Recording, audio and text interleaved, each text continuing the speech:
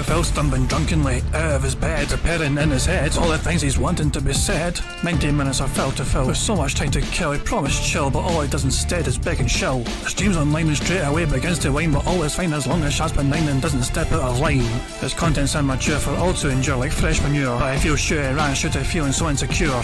The money earned from yesterday was withdrawn and long gone, as Phil spending impulse is always had to stay on. If supports are also slow and stays so low and fails to grow, you never know, the show may turn into an easy bingo. One ticked off across the board with charge to what because the squad can't be ignored. Just how much DSP makes us feel so bored to help us fight or sleep and try to keep alert to watch a creep who play bingo, but Phil will bitch and why his sheep are also cheap. While DSP is chasing green, we're seeing green across the screen as Phil's routine predictability rivals are so machine. He's snorting, burping, leaning, ban. It matters not if battery fun is child can't see if powers make him feel less of a man. Takes a drink and starts his like before launching into a big pretending different bills when truth is there to buy a wrestling JPEG. Talks about his shitty life of college cat and fatty wife and all his strife of forgetting that it's unwell and they were rife. With drama he will react but isn't act as a fact as he rehearsed to be exact and how he felt he was attacked. She's really over and a win is in sight with what to white despite Phil to light that tips were not white. We'll say alright it is okay and now it's time for Phil to play, but first he'll say that tips will help from being off the other day. And with those words we win again, it's never if but always when the game is won. Thanks to that we made it to the very end.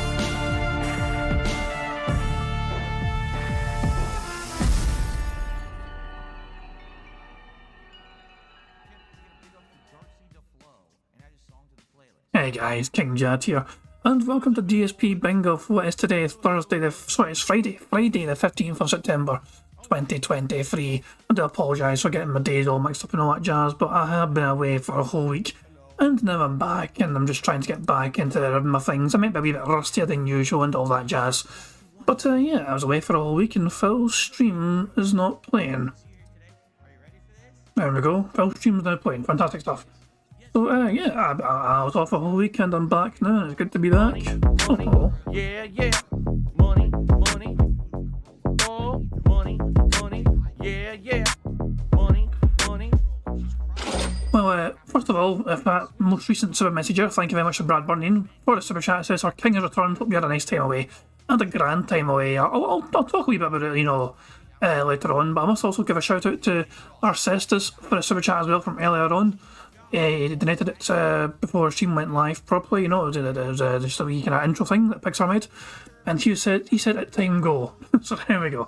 And yeah, for sure, thank you very much, you know, good to be back, as I said, you know what I mean. I did, as I'm saying, I completely detoxed as much as possible from Phil and all Phil-related shenanigans. So yeah, I just focused on just, you know, enjoying myself essentially, you know, and I did definitely enjoy myself. Drank quite a bit as well, and yeah, it's just one of those things where it happens, you know. I mean, you know, all the drink. Yeah, yeah. There we go. Money, money. Oh, money, money. Yeah, yeah. Money, money. Thank you very much to Francisco Ramos Mejia for the super chat as well. It says let time go. There we go. Pardon the message artist has had it is time indeed to go. Honestly, for the most part, we just chilled, you know. I mean, we had a very nice chill time there. You know, it's quite hot, it was like 30 degrees, sunny days every day. So it was one of those things where it was so nice just to kind of just chill, you know, where I had like a cold beer and then a cocktail there, you know. I mean, one after the other, of course, not at the same time. But yeah, just enjoying basking in the sun and making sure not to burn myself either, plenty of fucking suntan and all that shit. But yeah, I am back now from beautiful Greece. But how I recommend it, of course, if anyone wants to fucking check out, is that it's a beautiful country and there's so many different places you can go as well, so many different islands as well. You know, it's crazy. So, yeah. Good to be home. You know, glad to be back home though as well, you know. I mean, nice to get away, nice to detox from Phil stuff. Because I detoxed from Phil stuff, I missed a few things that happened, including, I was actually back in the country yesterday, but I assumed it was Phil's day off. But lo and behold, he done a random stream last night of Street Fighter on his precious time off for his precious wife's birthday.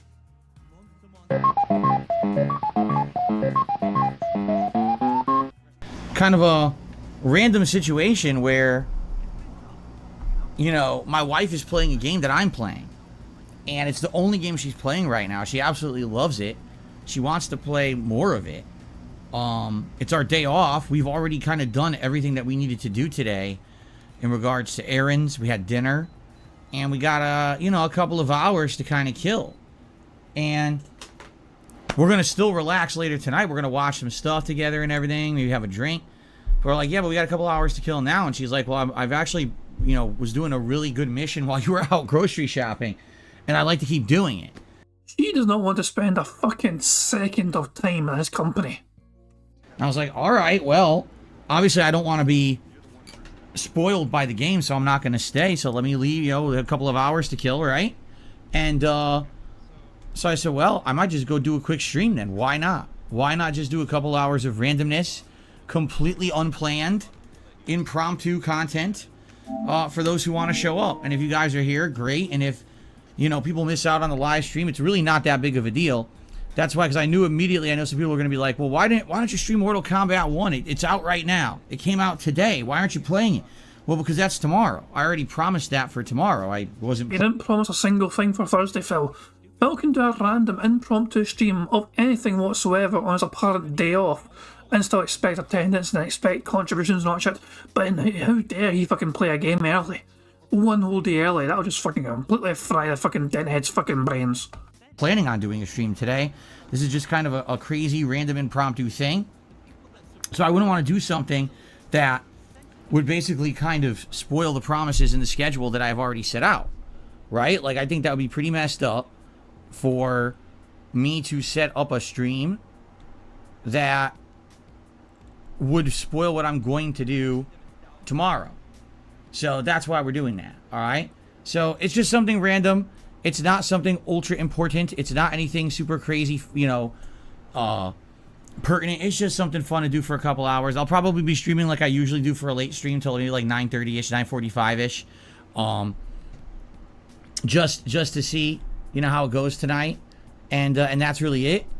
Nothing else really special going on, but just an impromptu stream. And I figured, why not do Street Fighter? This way it won't spoil anything for tomorrow. Tomorrow's streams will still happen normally. And by the way, I'm just going to say this right now. Not expecting anything tonight whatsoever. Not looking for anyone to contribute or anything like that. This is an impromptu stream. It wasn't intended. No one knew it was happening. It's not even in my normal schedule. So, hey, if someone wants to contribute in some way, thank you for that. That's awesome if you do. But I'm not looking for that. This is not really what the stream is about. It's just to kind of mess around and get a little bit of extra gameplay in here with Lily tonight. Okay? So, thanks. All right, so let's get started. Let's jump right in. What game's Kat playing? Of course she's playing Starfield. Of course. She's way further than me. She's like twice as far into the game as I am. I'm what, like 25 hours? She's like pretty much around like 50 hours. It's the only game she's been playing for like, 2 weeks. So she's way, way, way ahead of me. And anything I watch is literally a spoiler when she plays the game. So I'm like, I gotta get out of here if I stay in, Money, yeah, yeah. Money, money. Oh, money, money. Yeah, yeah. Money, money. Making me tiny Phil Dats in the fucking corner of the fucking screen. Thank you very much, Arcestus, for the super chat. It says, "It time divorce saga lol."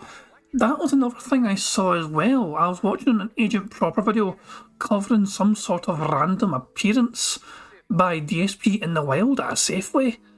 And apparently this person's not a tractor or anything, but they fucking know...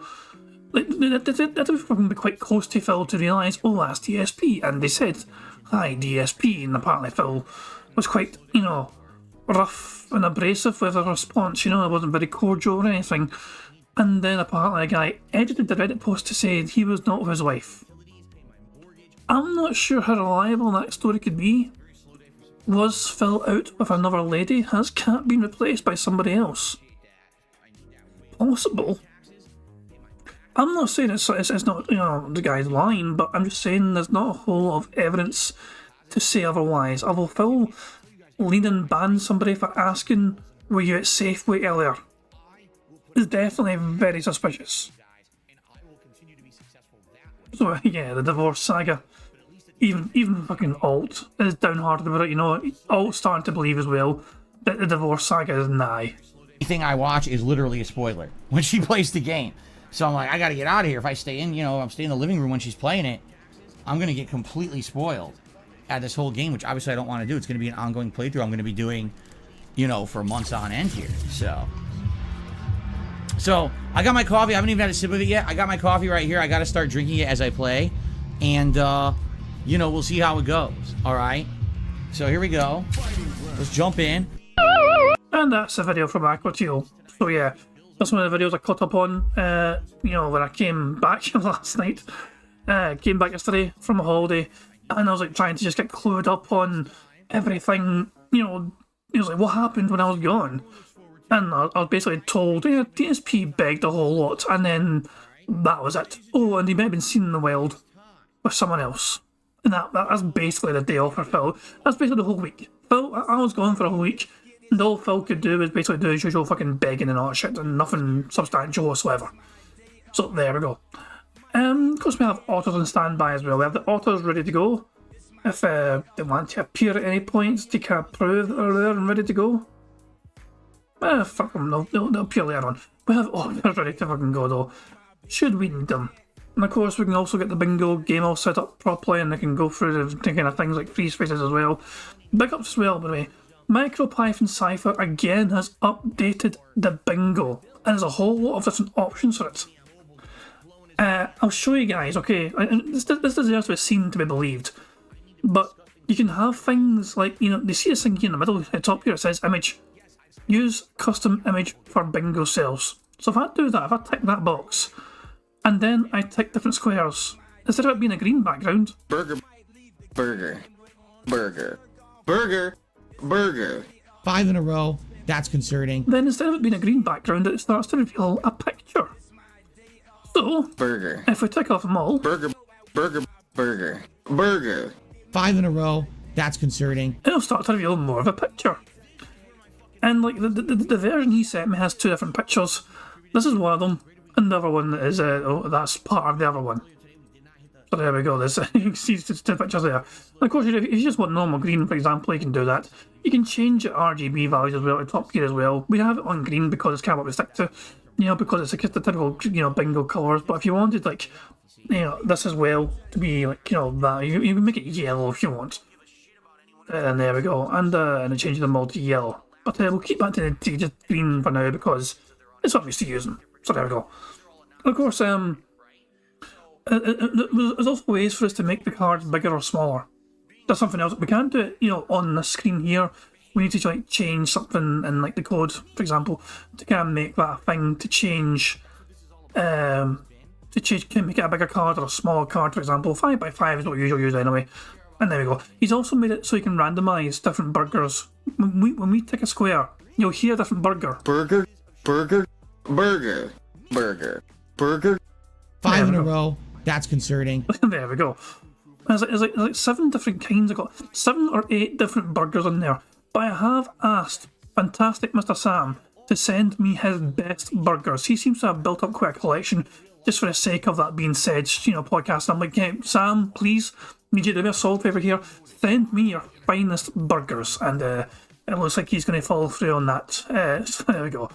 I'm just waiting for the best burgers to possibly come my way because I've looked for some. As I said, I went and found some old videos and I've got a few different burger bites. Burger. There we go. But yeah, there's still we'll say more. We can do better than that. And he's got the best source of all the burgers in the land. So yeah, there we go. So Francesco says I want different phrases for bingo. I mean, this card. If you think the things on the card need to be randomised or shuffled, I'm all in favour of adding different kind of phrases. I'm always trying to amend things. I'm always trying to remove outdated things. And I don't mind having newer things in there as well. I'm always trying to keep it kind of somewhat up to date in a sense. So yeah, I'm always happy to hear suggestions. So I'm trying to think, what was my most recent suggestion? Give me a second here. I think allow me to explain. It's not on this one here. Let me randomise it. Allow me to explain is one of the most recent ones I have added within the last few weeks or whatever. I would argue that's it. I would argue is the most recent. This one here. Burger. This one right here. Burger. I would argue is the most recent addition to the list of words we have currently at our disposal. So I'm always updating it, and yeah, people People can always kind of pass on suggestions, whether you're in bingo, whatever, or even in a comment on the stream afterwards. And please, if you can think of things that you want either added or possibly removed because it doesn't happen as much anymore, leave a comment. Leave a comment in the description of that live stream. I'll see it.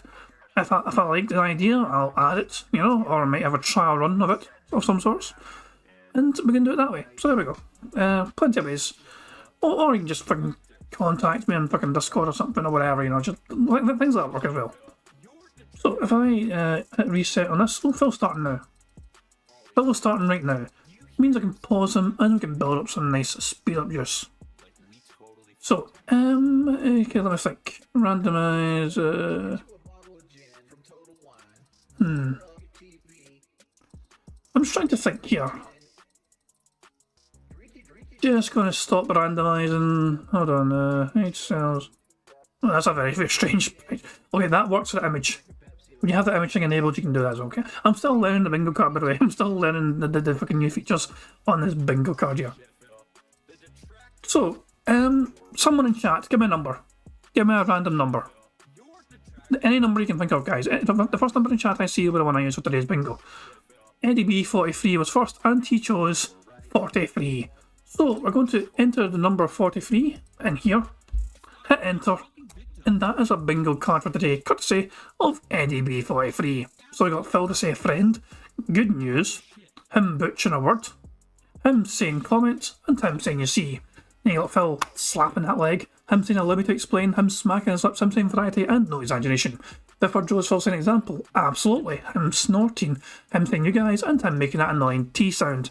Therefore, shows Phil displaying new jibber-jabber, him saying chill, here's the thing, him making a weird noise, and him mocking his chat. The fifth and final row is Phil saying interactive, him pointing at the camera, him saying likes, him messing about with his ear, whether he's fucking scratching it or poking a finger in it or whatever. And finally, the last word there is support. So that is today's bingo card, and hopefully we'll be able to get a full house to celebrate my triumphant return to Scotland, my triumphant return to bingo, and my triumphant return to being bored by Phil Burnell immediately. Apparently a very short intro today, which means he probably had some sort of kind of pre-buffer thing. Yeah, for fuck's sake, the clown mode immediately. The instant clown mode. Right. I am going to go 1.25 speed, because I can, because Phil annoys me. Let's just crack on things, guys. So yeah, it's good to be back. Here we fucking go. Let's fucking do it. Prophet says he is late. You're just on time, pal. It's Mortal Friday, everyone. That's right, Mortal. That's a fucking garbage fucking name, Mortal Friday. Who in the fucking right mind would call it a Mortal fucking Friday? Fuck me, man. It's Mortal Friday, everyone. That's right, Mortal Kombat 1 is here, and we are going to be covering it fully starting today. But before all of that, I've got one of the most jam-packed shows ever with insano amounts of gaming news that happened yesterday. So prepare your butts for Phil's day off, news, and all kinds of fun stuff coming up on today's Level 1 podcast.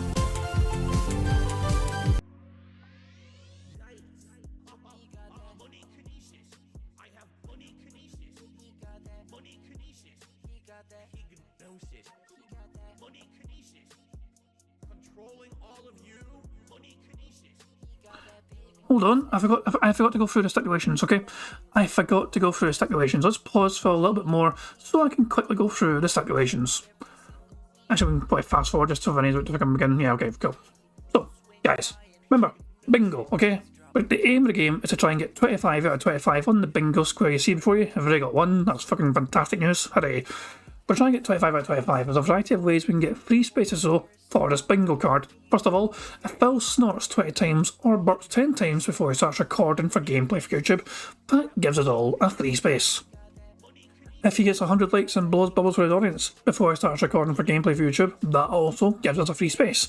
And if you guys in this very bingo stream right now like the stream as well before we finish playing bingo and we get 100 likes, that too will not only earn us a free space as well, but you guys also get to enjoy the bubbles animation that Pixar animation so very kindly made for us all to enjoy. And of course, if we do get 25 out of 25, one of you guys can potentially win a prize, but the only way to be eligible to win that prize, remember, is to make sure you write a comment on a community post which is linked in the description of this live stream. So with all of that being said, let's crack on with the fucking bingo and let's see if we can get a fucking full house. Alrighty, everyone. Welcome to the show and welcome to a brand new streaming week. Today is Friday, the 15th of September, 2023. Mortal Friday for me. Although if you bought the higher end special edition of Mortal Kombat 1 digitally, you could have been playing the game as of yesterday. But as you guys know, I had to have yesterday off for scheduling reasons. But I'm here. And it is time to jump back into the realm of Mortal Kombat for the first time in many years. Man. As you can see, I'm decked out. I'm ready. I even considered playing the Mortal Kombat theme from the 1990s movie on stream today until I found out that YouTube not only claims but blocks streams to do it, so I couldn't do that. But anyway, I'm excited for today, obviously. And today will mark the beginning of my coverage of the game. And I have a lot to say about that because already with one day of this game being out, there's apparently a lot to be said about it, which we will do in a moment.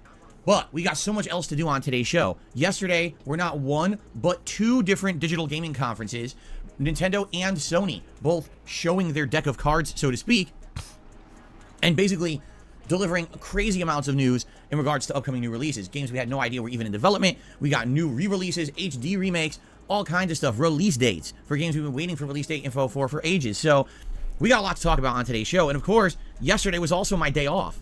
So we've got the Phil's Day Off segment to talk about. Wow. I mean, where do you even begin, right? I guess here's what we'll do. Let's go in logical order. We'll start talking about Wednesday and yesterday. So we'll talk about the gameplay I did, and we'll also talk about Phil's Day Off. Then we'll talk about today's games in the schedule, and then we'll talk about all the game news. This may be a long podcast, and or we may not have time for any Q&A at this rate, okay? All right. 2 days ago on Wednesday, I did a major stream of Starfield. And I would say it was one of the best streams of Starfield I've done over 20 hours into this game. We focused pretty much solely on the Freestar Collective plotline, and because of that, there was tons of stuff that I didn't expect. Like, for example, a ginormous space battle where you had to fight like 6 or more spaceships in a gauntlet setting. I couldn't even do it with my current ship, which is actually not the standard ship, but the one that I'd gotten from a side quest. Still wasn't good enough. I had to go and like power up all the weapons on this ship in order to do it. So definitely my first taste of serious space combat in this game. Then after that, we went into a bunker, essentially, and had to fight ridiculous amounts of kind of like mercenaries or whatever. It was nuts. It was like an hour of straight up combat, the most combat I have done in Starfield yet. And the good news is, I leveled up a lot. I got a whole new slew of weapons and things that are now better than the ones that I was using. So it was pretty rewarding. And we even had this kind of like, well, not really epilogue, but an ending to the quest line. We didn't get to finish the entire quest, so I don't actually know if that's the end or if I'm going to get like a better reward. But it was really fun. So for those of you who like Bethesda games, and a lot of people have criticized Starfield and said, man, it just seems like Starfield is just a lot of talking. I mean, that is true. But this was an example of a major quest line in the game, getting far in it, and exactly what it's going to be like when we get through those quest lines. I thought it was well done, and I really enjoyed it, although the gauntlet of combat was very grueling. Once I got to the end, I was like, wow, that's just cool. You get a good big story epilogue and everything to this big plot line. I'm like, this is good. So I hope that you guys enjoyed it. If you didn't see it yet, please give it a look here on DSP Gaming. Starfield will be on hiatus for several days. It'll probably come back on Monday, just so you guys know, so we have time for Mortal Kombat over the weekend. But that was a really good session, okay? By the way, we're supposedly having our final 2 days of hot weather here in Washington State. I say that as I turn my air conditioner on higher.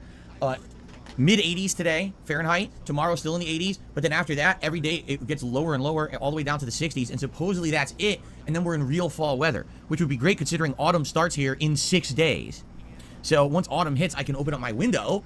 We don't have the air conditioner blasting anymore. It'll be a lot less atmospheric noise here in the office. I'll actually be able to hear the games I'm playing much better. I'll be able to hear the music and stuff way better now for the fall gaming season. So fingers crossed this happens sooner rather than later, okay? Anyway, the other thing that I did on Wednesday was a late stream of Street Fighter 6 playing with Lily in the Diamond ranks. Now, as I've told you guys, this is going to be a very tough climb for Lily. Why? Because Lily is arguably the worst character in Street Fighter 6. There's a little bit of disagreement. Some people think Zangief's the worst character, and others think it's Lily. I kind of dance back and forth. I think both characters have strong suits and very big weaknesses, but their weaknesses are very similar. They're both very slow. They don't have ginormous great combos, and they really don't have good ways to get out of a corner mix-up situation. They don't have true reversals that get them out of pressure. That's bad. But I've been playing with Lily since the launch of Street Fighter 6 3.5 months ago, and I like the character despite the fact that she's so low tier. So I have been doing my best to get her ranked up in Street Fighter 6. So Wednesday night we had a ranked session. I'll be honest, it didn't go great because I fought a lot of top tiers, a ton of Kens, juries, JPs, guiles, DJs, and every time you face one of these top tier characters, they have a ridiculous advantage over Lily. Just, if they hit you once, they pretty much have won the game, because if they push you to the corner, you have to get lucky or the game is over. With her, the opposite is true. You have to hit once, and then you must play perfectly. You can't drop a combo. You can't get an incorrect move. You have to maintain your pattern, because remember, she always needs to have a win charge in order to win a match. Without win charge, she sucks. So if you don't get the win charge, you're pretty boned. And that's really her major shortcoming at this point is, man, you go to do the win charge and you miss it, or you do the input, the game gives you a different input, you're done. That's the end of the round. Like, wow, that's so frustrating. And so, Wednesday night session didn't go so well. Just so you guys know, I played a bunch of matches, and by the end of the night, I had played around, 80 matches, 39 wins, 42 losses, only a 48% win-loss ratio. That's not good. The good news is I did hit 3-star diamond ranking, but it was really tough going. Like I said, almost every single time I played against the top tier, it was just like a spanking with no real way to get around. Like, for example, Jury, oh my god, Jury dominates her. All of her normals are better than Lily's, so every time she presses a button, you gotta block. Just, you can't do anything. Everything will get stuffed by every attack she does. You have to look for an opening where she's messing up to really do anything effective. It's annoying, okay? So anyway, that was Wednesday night. Now, what we should do is transition into my very fan-favorite segment that we do every week that we like to call Phil's Day Off. In this segment, I will tell you about what I did yesterday during my day off from streaming. Or was it? Well, let's talk about that. All right. So yesterday was my day off from streaming. And unlike last week where I had a very busy week, full of tons of things that I needed to do, and that my wife and I had appointments, we were going out, I did have one appointment, but it was a minor one. And outside of that, I had a lot of errands and things to run. All right. So it wasn't a crazy day where we had to be out all day and stuff like that. So I did all my usual errands. I went grocery shopping. Oh, Don't know why it froze up there. That was a bit strange. No, I'm still a minute behind live, DSP. We're at 1.25 speed, by the way. I'm just trying to build up some nice speed up just because we're only a minute behind and we are catching up the more I play. By the way, this was a really unfortunate week, you see, because unlike last week where I went grocery shopping, this week when I went grocery shopping, just listen to this, I went grocery shopping with the entire chorus line of the Radio City Rockettes. You know, the New York City, they have the big musical show they do every year. I was there with the entire chorus, and we were in arm in arm, and we were walking through the supermarket together, and we were doing the can kicks, like dun dun dun dun dun dun dun dun dun dun. But no one was there to see me for some reason. I don't know. I was a little disappointed. Was that some kind of cheap dig at the person that saw him apparently at Safeway the previous week? It really feels like he's having a go. If the Safeway story is to be believed, it feels like Phil is actually upset that people recognise him in public. But he puts his face out there every single fucking day. People know he lives in Seattle. He has a lol cow. You know, so he's going to get some people to fucking recognise him. So yeah, this is the face of somebody who clearly just is not happy at being recognised out in the real world. Also, this is definitely a thumbnail face. Give me a second, yeah, I'm a little bit rusty.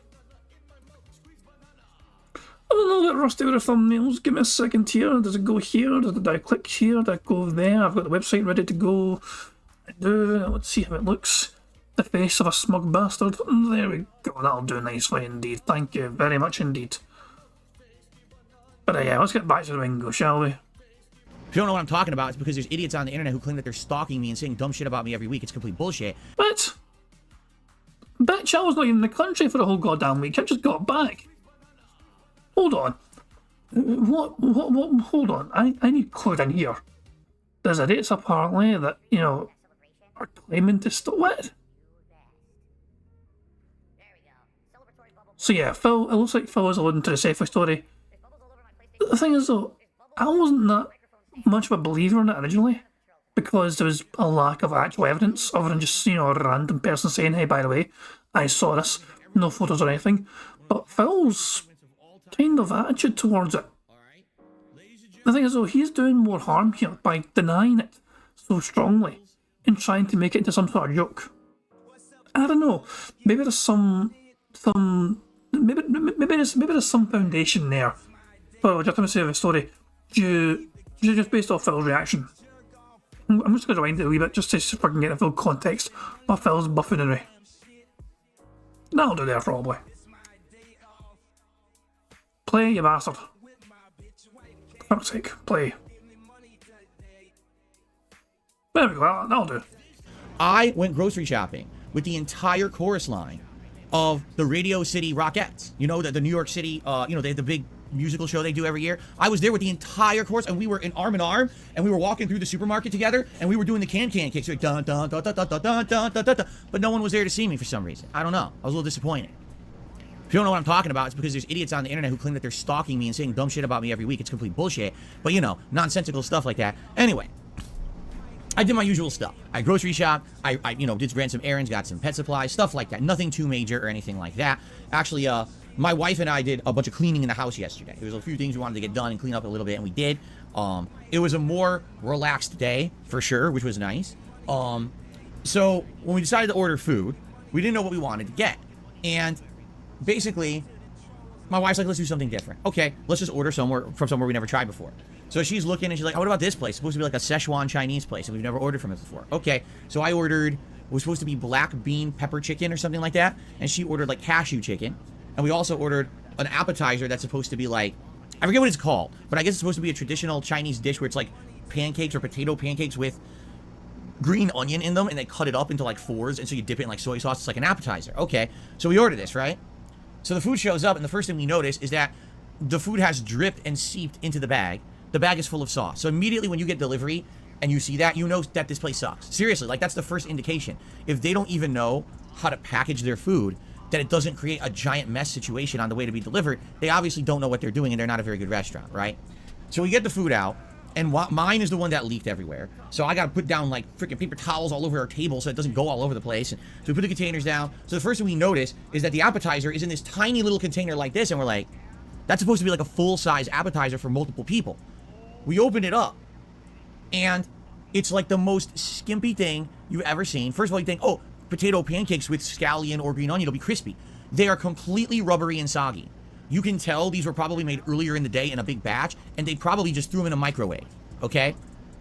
Taste one, completely gross flavor. You cannot taste green onion at all.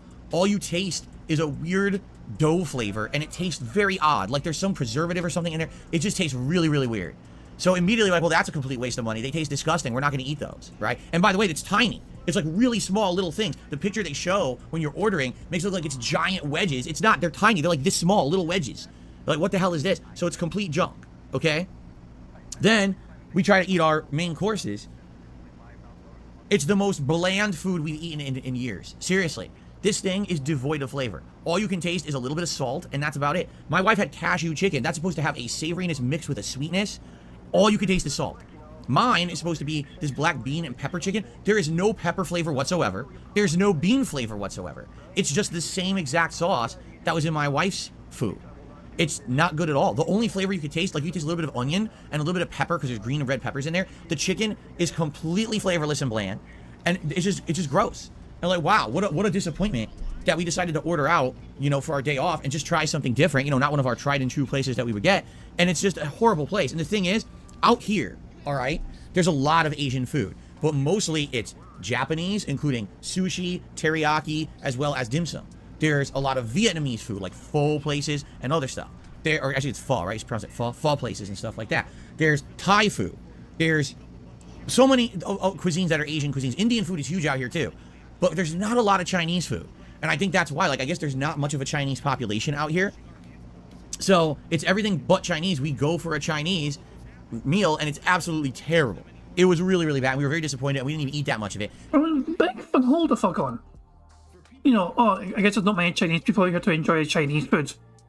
Chinese food is one of the most fucking popular foods in the United Kingdom. Fuck me and my partner, we celebrated our homecoming by eating Chinese. We actually ate Chinese. Also, Phil said absolutely, so we need to take off absolutely as well. Burger. 5 in a row. That's concerning. There we fucking go. Fantastic. So yeah, Phil was having a fucking big problem with the fucking food. And apparently there's not enough Chinese people for Phil to enjoy good Chinese food in the area. Nonsense. Profit with the classic in China, they say. I don't want to say, I'll get cancelled, but yeah. Phil has also had this fucking freeze frame as well. I'm sorry, but this face. Can we go forward or back a frame to try and get a better a better one. That actually might be the best we get. This face right here. Give me a second. It's a face only a mother could love. And even then, she's fucking had enough of him. So, let's see how this turns out. Jesus Christ, man. Oh my god, the hair is so fucking funny every time. Every fucking time, without fail. Jesus Christ, man. Alright, okay. Let's get back to the fucking bingo.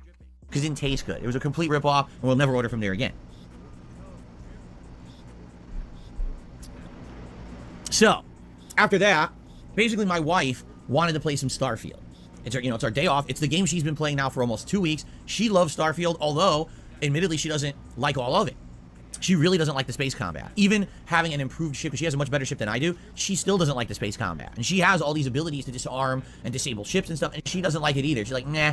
And there's other things, like her game has crashed, I think she started counting, at least 10 times since she was playing, and it keeps making her lose progress. And like, this, I know it sucks that Bethesda in this day, they're still pumping out new games that aren't polished at all. She keeps coming against game bugs and game crashes, and that's driving her nuts. She still loves the game. She's way ahead of me. She's completed multiple faction quest lines and everything. So when she plays, if I watch, I'm completely spoiled, okay? So she's like, I just want to play for a little bit. And I said, all right, well, I mean, I can go upstairs and like take a nap, but I mean, maybe I'll do something productive. And I was thinking in my head, man, I really didn't get a good session in of Lily yesterday in Street Fighter 6. It was disappointing. Maybe I'll just do another random session of Lily, because I know that I'm not going to be playing Street Fighter at least for another week or 2 weeks. I don't know yet. Maybe I should just play some Street Fighter. So my wife's like, yeah, go ahead. She's like, take a couple of hours. It'll only be a couple of hours. And then after that, we'll relax together after. We'll watch some TV or whatever. All right, fine. So that's what we did. So I came up here and I did an impromptu stream of Street Fighter 6 last night, which blew everyone away. Everyone was like, oh my god, I can't believe Phil is streaming on his day off. He never does this.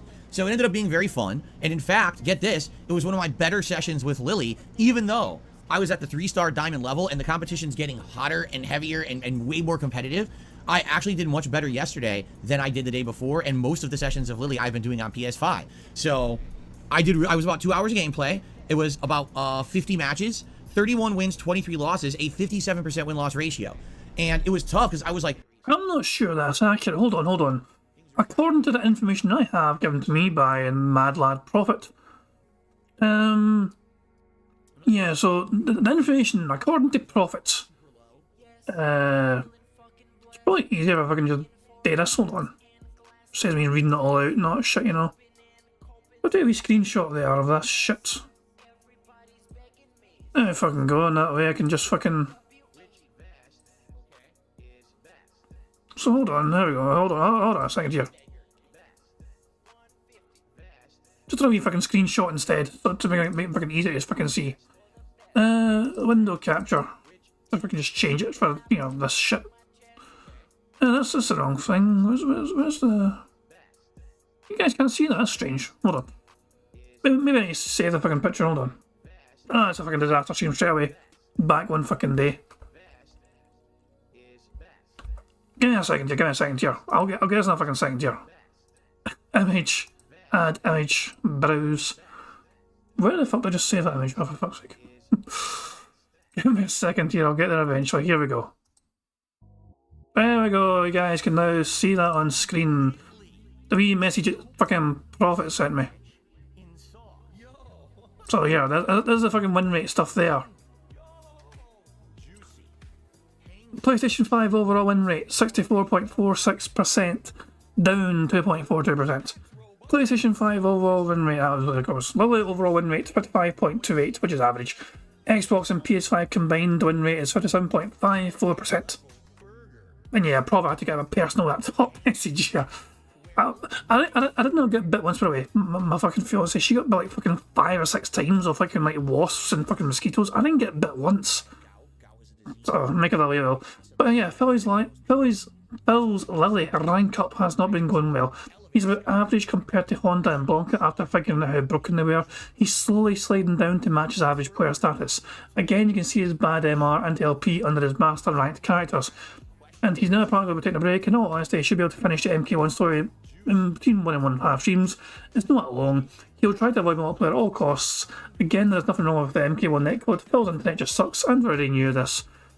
When I played the MK1 beta on Xbox Series X, I had a ping of 10, so there we go, that's Prophets. There's Prophet's instructional information there about Phil's performance last night in Street Fighter, as well as MK1. And Prophet's right, to be fair, because Phil was saying in his chat earlier on, he was saying before about how apparently everyone's trashing the fucking game and the game's dead on arrival and all that shit. So he has been dropping strong hints about maybe avoiding multiplayer for as long as he can in MK1. Right at the edge of getting to 4-star diamond. And then I lost. And then I win, then I lose. And I was pinballing back and forth at the edge of 4-star diamond. I got it, but then I completed the set and I lost. It sounds like you fucking found your level then, Phil. And I lose it, and I get it back, and I lose. Finally, by the end of the night, I won the set, and I secured my 4-star diamond ranking with Lily. So I'm at 4-star diamond now with her, and it looks like I'll be moving onward and upward. Good gameplay yesterday. If you didn't see it, actually some of the most solid gameplay I've done with Lily. I actually had some pretty good combos, hit confirms. Some really close calls where like I was about to lose, and then all of a sudden I would boom, counter hit, 3-hit combo, cancel into super, and win the match. So there was some good stuff there, honestly, some good mix-ups with the throws and everything. Although admittedly, now I'm definitely starting to get annoyed at the input reader in Street Fighter 6, and here's what I mean by that. Everyone in the community has been complaining about this, and now it's time for me to start too. Seriously, half the time now, when I'm trying to do a critical move, I get the wrong move, and it's not just me. All of the Street Fighter 6 players are saying this, that the game has too much lax input. Money, yeah, yeah. Money, money. Oh, money, money. Yeah, yeah. Money, money. I was about to fucking say there, Phil, name one other person that's saying it. But thank you very much to Roscoe for the super chat. It says, welcome back. Thank you very much, Roscoe. It is very good to be back indeed. It was nice to kind of, as I said, I went and detox like crazy for Phil stuff. I ignored all the Phil shenanigans. The one day I saw something was like, I went and checked, I think I checked on like randomly, I was on Twitter on a fucking Saturday or something, I can't mind, and I seen like some snippets of a Safeway story. I was like, what the fuck's going on? I was like, nope, I'm on holiday. Going to enjoy my holiday. I'm not going to dive back into the DSP crap now. Fuck it. And so I waited until, Thursday. Just to fucking try and educate myself on all the things that DSP has done in the last fucking week. But Greece was great. Yeah, very nice chill holiday. Great wee time. Don't know when my next holiday's going to be. I think we're now going to focus on just trying to save some money, essentially try and get our own place, save money for a home, No more holidays for a while. It's nice, to get away and get a break or whatever, but that's the last major holiday for a while now, because now we can focus on, building, getting our own wee place. And it's not just me. All of the Street Fighter 6 players are saying this, that the game has too much lax inputs, and it keeps thinking you're doing stuff you're not doing. So for example, from full screen away, I do quarter circle back, quarter circle, Yeah, yeah. Money, money. Oh, money, money. Yeah, yeah. Money, money. Thank you very much for the super chat. It says him and Arturo Sanchez because they both suck. Maybe install FGCOS, Phil, and see what bad inputs are really like. I assume, isn't that Fightcade or something? Is that like the full title of Fightcade or something? I don't know. But yeah, Phil just going on and on. This mystery, random, anonymous crowd of players that apparently hate the fucking controller inputs as well and is fucking complaining about crap. And Eddie's explaining FGCOS is an optimized Windows install for less lag. I had no idea. And then again, when it comes to tech stuff, I don't usually have much of a fucking clue. But and Q-Limp is saying I'm about to go on vacation with my wife. She wants me to fully detox. I would highly recommend it. I will. I would highly recommend it. If you're on holiday, make that the focus of your fucking holiday. I wouldn't even bother trying to check in DSP stuff until you're fucking back from holiday. So there we go. And D-Dog says, Prophet did a video about it. I'm still trying to catch up my fucking videos. I really am. Like, I caught some of fucking Agent Proper's one earlier on, but it was like 8 minutes long about the fucking Safeway stuff. But yeah, I'm still trying to fucking catch up on everything that's happening. So yeah, good to know if I can Prophet done a video about it, or I can try and check out later on tonight maybe. So for example, from full screen away, I do quarter circle back, down back, light punch to get my win charge. And the game says, oh, you did 360 grab attempt. I tapped back twice, so step back. I went to neutral, meaning no input, and then I did down back punch. The game read back, down back punch as a full circle. Sure, if you say so, but that's been happening a lot. And a lot of people have been complaining about this. It's pretty sad. I'm not saying that specific instance. I'm just saying a lot of there's memes about it on the internet. I actually saw a meme on it yesterday. A guy's playing, and all of a sudden, a phantom guy in like a hoodie runs up and starts pressing buttons on his controller, and then runs out of the room. It's like, haha, the input reader strikes again. So it is a problem. They made the inputs of Street Fighter 6 too lax, and when you're in a heated fight, if you're playing something, anyone who's more complicated, someone who's not just a basic pattern play, but instead you're trying to do something more intricate or fast or on reaction, you'll end up getting the wrong move a lot of the time. And a lot of people are frustrated at this. I am too. You know, it'd be one thing if I was. It honestly just sounds like you're fucking being outplayed, Phil. It honestly does. You're fucking against you're fighting a good player. You need to be at your fucking best to try and fucking match their fucking level. But your fucking inputs are going over the fucking place because you're fucking panicking. You know you're fucking somebody that's fucking good at the fucking game. Whatever. It's all of a sudden it's like, oh fucking hell. Phil can't do the right combo anymore. It must be the fucking controller. It must be the fucking brand new fucking expensive joystick controller he got specifically for fucking playing games. Fighting games on PlayStation. It couldn't be fucking Phil Burnell being an old dumbass piece of shit who hasn't got the fucking skills anymore to fucking be semi-decent at fucking fighting games anymore. No. It must be the fucking game's fault or the fucking controller's fault or anyone else's fault but him. Top tier character, and if the wrong move comes out, it doesn't matter because I'm still safe. With Lily, if you get the wrong thing, you're boned, you know? But even with that, I had a really great session yesterday. And by the way, I want to say thanks to anyone who showed up. The attendance was good. We had almost 400 people on the impromptu stream, and people supported the stream, which I wasn't looking for. I wasn't asking for any contributions or anything, and they just came. And I was like, well, thank you all so very much. Really, I appreciate that. I was just doing it to kill some time while my wife played some Starfield, and it ended up working out because I got a nice big chunk of ranking with Lily. Now, after having had these sessions with Lily this week, and in light of something else that we're about to start talking about, I think I may actually play Street Fighter 6 this week, the final stream of the week, Wednesday night. I think I may do a late night ranked session of Street Fighter 6. That way I'm not going to get rusty at the game. I'm a little nervous that if I'm not playing it like once a week, that I might get very rusty. And I'm on a roll right now with Lily. Like, I got her from 1-star diamond to 4-star diamond in like 3-4 sessions. I want to keep that momentum going. So I think I might play Street Fighter 6 on the late stream Wednesday night. We'll talk more about that later in the week as we see how the week goes. But I think it might make sense, okay? But anyway, that's how we're going to Street Fighter 6. By the way, we're almost up to 5,000 total matches. I have 2,792 wins, 1,819 losses for a 60% win rate. But if you do the math there, you know, we're around like 4,700 matches. We're almost at 5,000 total matches of Street Fighter 6 played, which is insane, right? Pretty crazy. And thank you again for watching the content and supporting it, all right? So now, let's talk about today, okay? Excuse me. Mortal Kombat 1, all right? So here's the deal. Mortal Kombat 1 released yesterday, and everyone who played early or paid early to get it, or people who got free copies, yes, I know, it's ridiculous, but they got early copies yesterday, have started to play it. The consensus is as follows so far, okay? The story is good. People are enjoying the story. Although I'm seeing conflicting stories. Some people said the story is 8 hours long, and others are like, no, it's around 6. I don't get how you can have that conflict. It's the same story mode. You know what I mean? How do you get 2 completely different hours? Like, what were you doing for those 2 hours? I don't get it. Like, unless you really suck and you keep losing to the same fight over and over or something. But usually in Mortal Kombat, the story mode isn't that challenging. Maybe the final boss is, but that's about it. So I don't really know what would take so long. You know. But anyway, like I said, 6 to 8 hours. We'll see how long it takes us. But people are saying the story mode is good. The invasion mode. All right, I haven't seen a lot about it. People are talking about it and saying they're enjoying it, but I'm not seeing much about what it exactly is. I guess it's a series of challenge matches with criteria and stuff like that. Here's the thing. In order to actually unlock all the content of Mortal Kombat 1, you have to finish the story, because apparently that unlocks a playable character. And you have to actually play invasion mode, not endlessly, but you have to play some of it.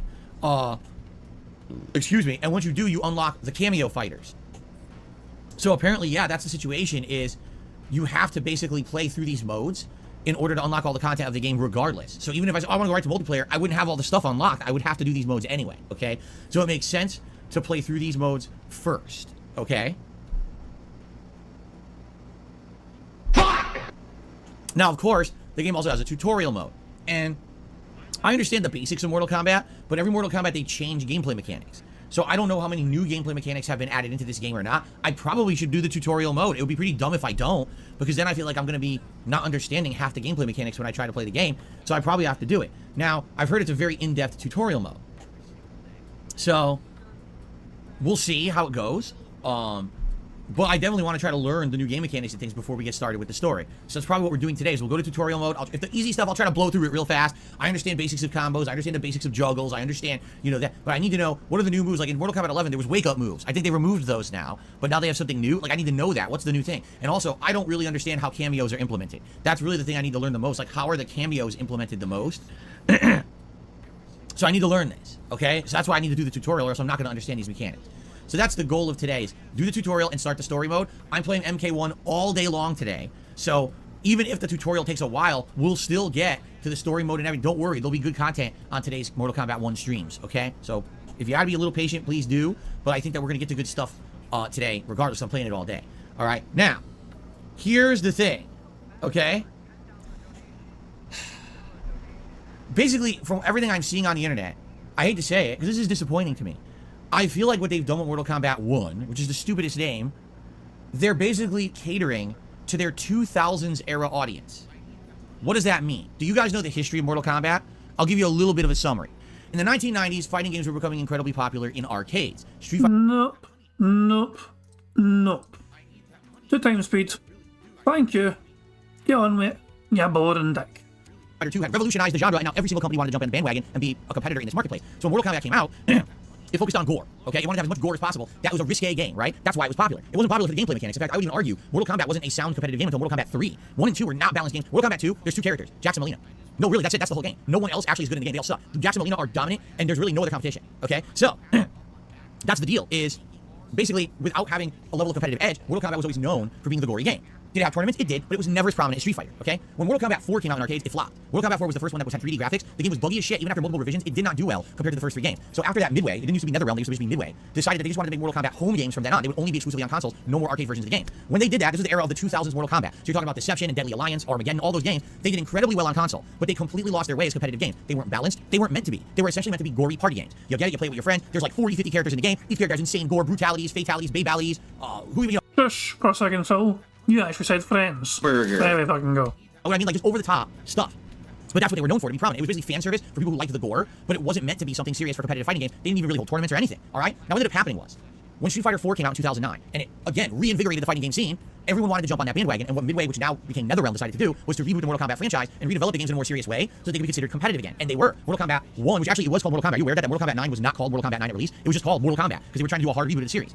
So Mortal Kombat and Mortal Kombat 10 and Mortal Kombat 11 were redesigned to basically be more serious fighting games again. They wanted this game to be taken seriously by the competitive community and to become more prominent in those circles. And to some extent they did, but not for a long time. For whatever reason, while Street Fighter and Tekken usually had longevity, Mortal Kombat games, and even then later the Injustice franchise, which is the other game franchise that NetherRealm was making, they would basically last in competitive circles for anywhere from like 6 to 12 months, and then basically people wouldn't really care about them anymore. They become side games or whatever. People wouldn't competitively take them that seriously. Mostly for balancing issues, but they tried. They really did try to redesign these games to make them feel like they were supposed to be competitive, okay? So, oh, by the way, we're done with the Phil's Day Off segment. Oops, I probably should have got rid of that. And so, basically, now, with Mortal Kombat 1, it feels like they're doing a second reboot, right? It is. It's literally a second timeline reboot. Well, if you haven't noticed, if you take a look at the cast of Mortal Kombat 1, half the cast are characters from the 2000s era Mortal Kombat. You know, they're bringing back characters like Nitana, and characters I've never even heard of, like, who are they? Oh, they're from 2000s era Mortal Kombat. Oh, I don't even know who they are. And they brought them back in a way to try to, I think, do fan service to the people of that era. It kind of feel like the last trilogy, Mortal Kombat 9 through 11, was meant to be a tribute to those who played Mortal Kombat in the 90s. Well, now, they're pushing this game in the direction of those who played it in the 2000s, so now it's fan service for them, you understand? But there's a problem with that. There's a big problem with that. I'm watching people play this game online. This game is completely broken. This game, if you take a look at it, is not balanced in any way, shape, or form. The game's been out for 1 day. Everyone has discovered 50% combos with every character. Raiden has a 100% touch of death. Now, the game does have combo breakers, meaning at any point you can break a combo, but you can only do it a limited amount of times. Isn't it like once per match or something like that, or once per round? So yeah, you can break a combo, but still, the game's out 1 day, and people have already figured out these insane things that should be like end game strategies, and it's 1 day, which leads me to believe that's going to be the whole game. It's going to be like you start playing fight. Oh, here comes one hit. Oh, guess what? You just lost. What? Now, I've told you guys about this in the past. I don't like games like that. King of Fighters 15 was exactly the same. Little hop, 1 hit, 90% combo, game over. What? Marvel vs. Capcom 3. Mix up, 1 hit. Oh, touch of death. Next person comes in, air break. You can't block it again. Touch of death. Wait, what? That's not a fighting game. That's called a combo exhibition. It's different. It's not meant to be like Street Fighter 6 has some broken stuff. That is absolutely true. I will absolutely say that. But in Street Fighter 6, you're not seeing the entire game end in a second. You know what I'm saying? Like, only in certain circumstances can you see people do these ginormous damage combos. It's just nuts to me that it just seems like this game has been designed to be a flashy game. This game has been designed the most flash, the biggest combos, the most ridiculous stuff, just for the sake of fan service. So it'll be a good game to watch. You understand? But if you're trying to play this game competitively, this game's gonna be a nightmare. At any moment, if someone who's played this game for a little bit hits you once, they're gonna hit you with like a 50 to 100% damage combo, and now you have to judge: is it worth it for me to use my combo breaker that you can only use like rarely to interrupt this combo, or do I just take the damage? Can I even recover from the amount of damage I'm about to take? It just seems stupid as shit. It doesn't seem to me like this guy. Money, yeah, yeah. Money, money. Oh, money, money. Yeah, yeah. Money, money. Thank you very much. The Prophet for Super Chat says there's no character named Nutana. I mean, Phil, would it have Phil going at 2 times speed there? So it is possible I may have misheard him, but at the same time, Phil probably butchered a word, which means I can tick that off on the fucking board, so I could shout. Burger? Maybe if I can go. Fantastic stuff indeed. So yeah, Phil looks like he's desperate to fucking avoid playing online right now because apparently it's so fucking broken. AKA, he's gonna be fucking pissing it and people will just fucking whip his arse. Yeah, yeah. Money, money. Oh, money, money. Dance, you yeah, yeah. picky bastard. Money, money. There we go. Thank you very much to Barrett Wells for Super Chat says already tucking that curly tail between his legs. Yeah, Phil absolutely fucking hates playing games which fucking challenge him to fucking do well, you know. Street Fighter is one of those games where he had some of his fundamentals nailed down and he fucking cheesed some strategies with fucking Blanca, especially with fucking Honda, not shit as well, but he settled for a decent ranking. Rather than trying to achieve a top ranking in the game with these fucking characters, he settled for a level of master because he knows him getting that is a bit of a fucking fluke right there and there's no way he can improve on it. That's just a simple truth of the fucking matter. And doesn't even want to fucking tackle multiplayer Mortal Kombat because he knows he's going to get his arse handed to him on a fucking plate. Someone who's played this game for a little bit hit you once, they're gonna hit you with like a 50 to 100% damage combo. I am slowing this down. I'm going to slow it down to 1.5. And now you have to judge, is it worth it for me to use my combo breaker that you can only use like rarely to interrupt this combo, or do I just take the damage? Can I even recover from the amount of damage I'm about to take? It seems stupid as shit. It doesn't seem to me like this game has been designed to be competitive. It's designed to be a spectator game. It'll make you go, ooh, ah, look at that combo, or wow, look at that gory fatality. But it's not gonna be like, wow, look at that high level of competition, you know? And so when I'm watching that, I'm looking at it, I'm like, man, and this is day one. So you can imagine in a few weeks what people will discover with half the cast. So how do you counter that? Because the thing is, any strategy in a fighting game isn't unstoppable. How are you going to stop that? Well, you're going to probably have to play the living shit out of the game to learn every nuance of every character. And by the way, the cast is pretty big in this game, to learn how to avoid those situations, when you should be combo breaking, how to implement your own cameos. Like, it just seems to me like, again, it's not a game that's accessible. Burger. That's probably the best way to say it. If you're someone who's going to sit here and you're going to absolutely focus on the game and play the shit out of it, okay?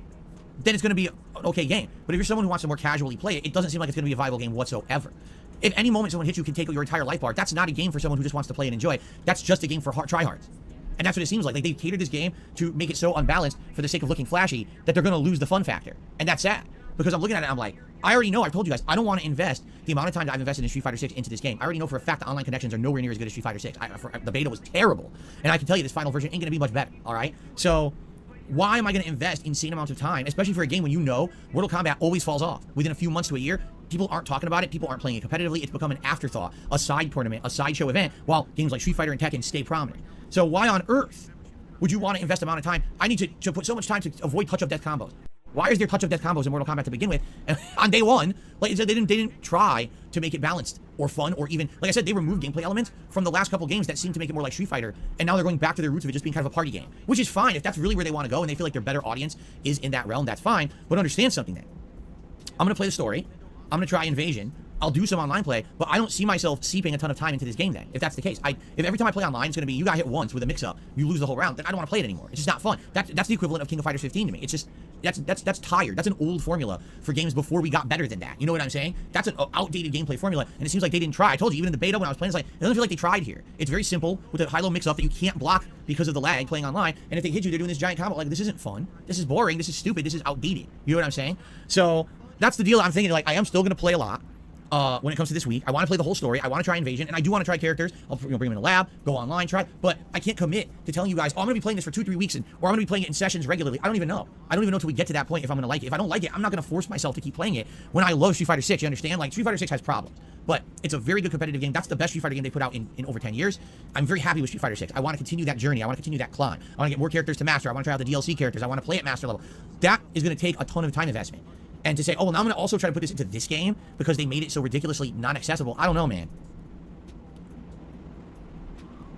We'll see what happens. But again, I don't want to shut down the game. Maybe when I actually start playing it and I play it online, I'll like it. I don't know. But the beta literally turned me off. I played the beta for, what, 3 hours? I was bored. I was actually straight up bored with the game.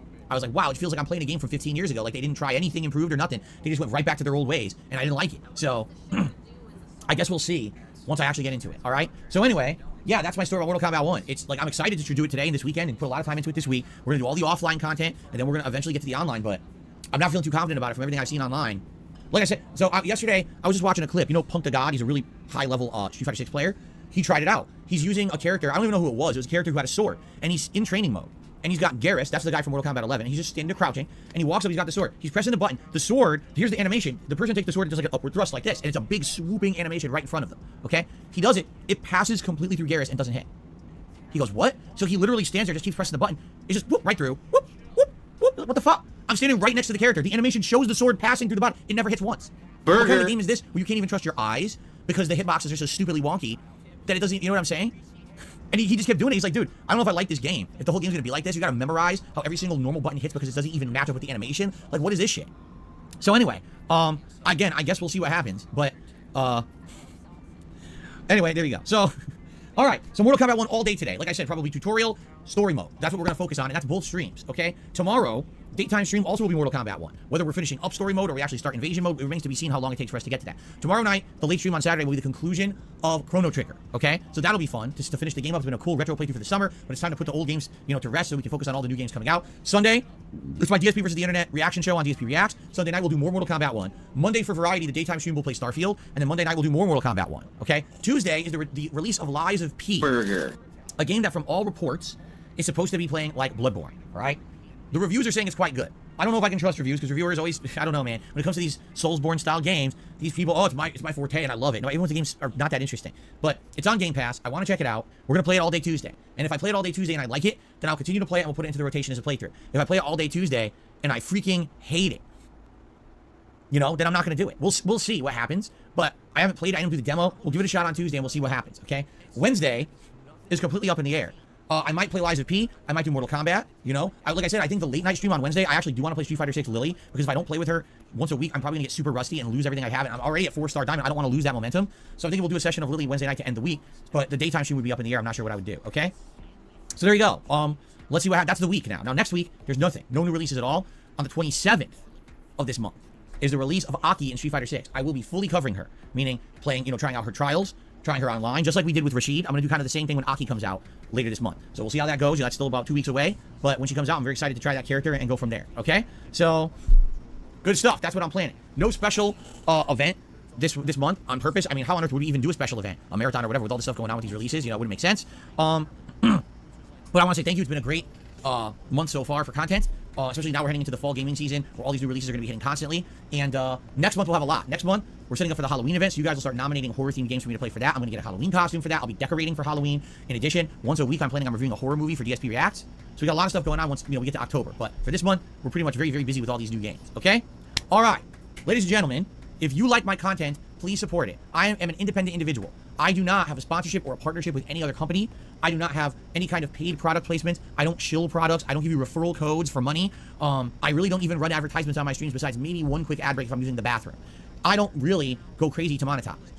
The reason is because I feel if I'm true to myself and truthful and transparent with you, I don't owe anyone anything. I don't have to kiss a game's butt. On the same time, I don't benefit from when I slam a video game. So therefore, I can be completely honest. And because of that, my content's a lot different than what a lot of YouTubers have done over the years, where they kind of had to bend one way or the other. They have these big product placement segments. I don't have any of that, okay? That's a good thing in my opinion because it differentiates me. However, I do rely on your guys' crowdfunding support to keep this going. For 15 years, I've been able to be truly independent and honest with you as my audience, and I absolutely love that. I don't want that to change. So if you like this style of content and you want to see it continue, please support it in some way. Here's how you can do that. First of all, if you're watching this content live or on demand, liking the stream or the on-demand video helps for engagement. If you want to leave some comments on an on-demand video, that also helps. Even a comment as simple as, Shut up for a fucking second while I fucking tick off this button. burger.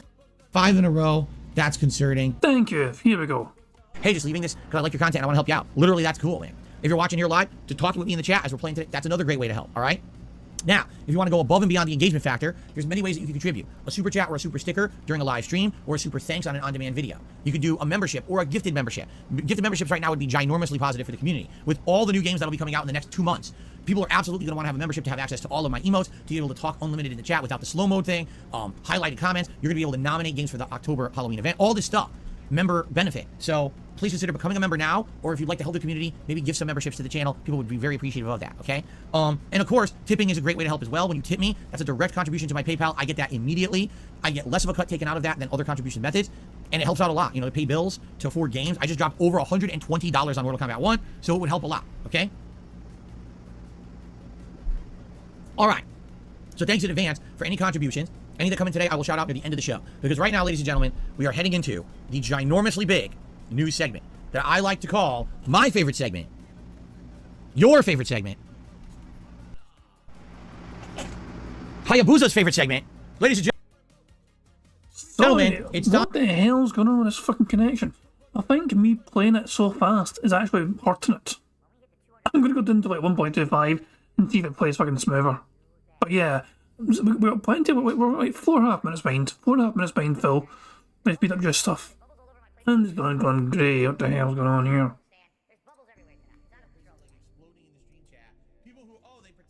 Go on, fucking fix yourself for fuck's sake.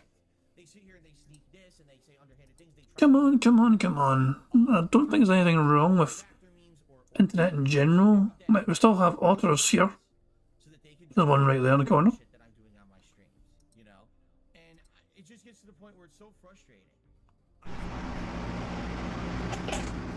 Hayabusa's favorite segment. There we go. Ladies and gentlemen, it's time for DSP News. Looking ready for that. That is right. And we got a million things to talk about. Because there was a Nintendo event yesterday. There was a Sony event yesterday. There's updates on all kinds of stuff. First of all, I'll just do the funny story of the day. Elon Musk's ex has agreed to try to settle claims by thousands of former Twitter employees who say they were cheated of severance pay. Basically, when Elon Musk bought Twitter, he laid off thousands of employees and didn't pay them severance, even though legally they were supposed to get it. So they're all suing him. I just thought that was kind of funny because they're probably going to win. You can't just ignore employment laws. Just because you bought a company, you don't get the chance to do that. You have to abide by the law, and he seems like he thinks he's above the law. He's not. Anyway, let's continue on. Remember a few days ago I had that story about Unity? That game engine that tons of game developers use to make their games, but that on the fly just decided to change their entire monetization model, that they were now going to charge a flat rate per install fee once a game sold past a certain amount, and that game developers were coming out of the woodwork to say, not only is this horrendous, but it could put them out of business, and that they really need to reverse, face on this. First of all, here's the updates on this, okay?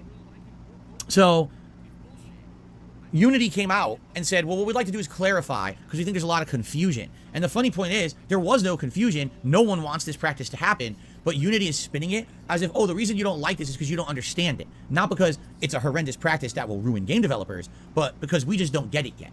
So they came out with a bunch of posts and press releases basically saying, okay, it's not as bad as you think. First of all, we're not going to charge you for any demo installs.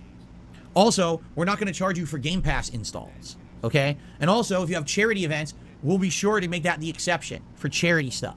So basically, all the things that people said were problems, oh, don't worry, we're not going to count all of that. But then came up the topic of malicious installs. So what does that mean? It means someone's pirating your game, which happens all the time. Okay? Games get pirated every single day, and according to Unity, every single time a game gets installed, it'll be tracked, and if it gets tracked, it'll count towards your company, and you'll owe them money. But what if someone stole your game? So here's what Unity said about that. Wait till you hear this one, okay? So, they're not going to count those against you, but there's no way they could possibly figure out what's a legit install and what's not at first. So you're going to get a bill as a game developer for every install of your game, but then you can tell them after the fact how many were malicious. They'll just trust you, and then you'll get a refund. Does that sound legit to you? Does that sound like that's a good business practice that would make sense and would be stable for any company? Does that sound, oh, just trust us, we'll believe you, and we'll refund you for the money that you paid us up front? And again, the whole point is that if you're in a situation where you're an indie game dev and you have a lot of money, how are you supposed to afford that, right? Oh, just pay the upfront and then get reimbursed later? No, that will not work, okay? So there's a few other things they've come out to as to say as well, that they claim, oh, it's just because you don't understand. But everyone's basically like, no, we do understand. We get it.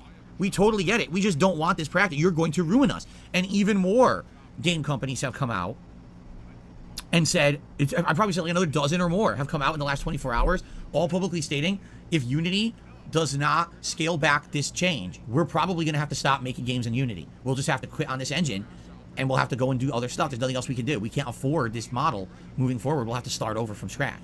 So the funny part is, you would think, well, because Unity has all this bad press, the company must have tanked. No, they lost less than 5% of value.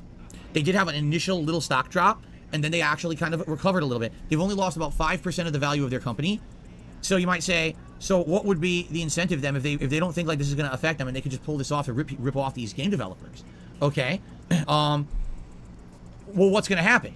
Well, I'll tell you what's going to happen. You ready for this? Now, by the way, before I even read you this story, I want you to understand something. I don't support it and I don't condone it. This is a fact. Here's what happened yesterday. Unity had to cancel their own town hall and they had to close 2 of their offices because CEO John Ricticello said they have received credible death threats. So they literally got like bomb and death threats for doing this. Now, again, I want you to understand something. I don't condone that. I don't support it.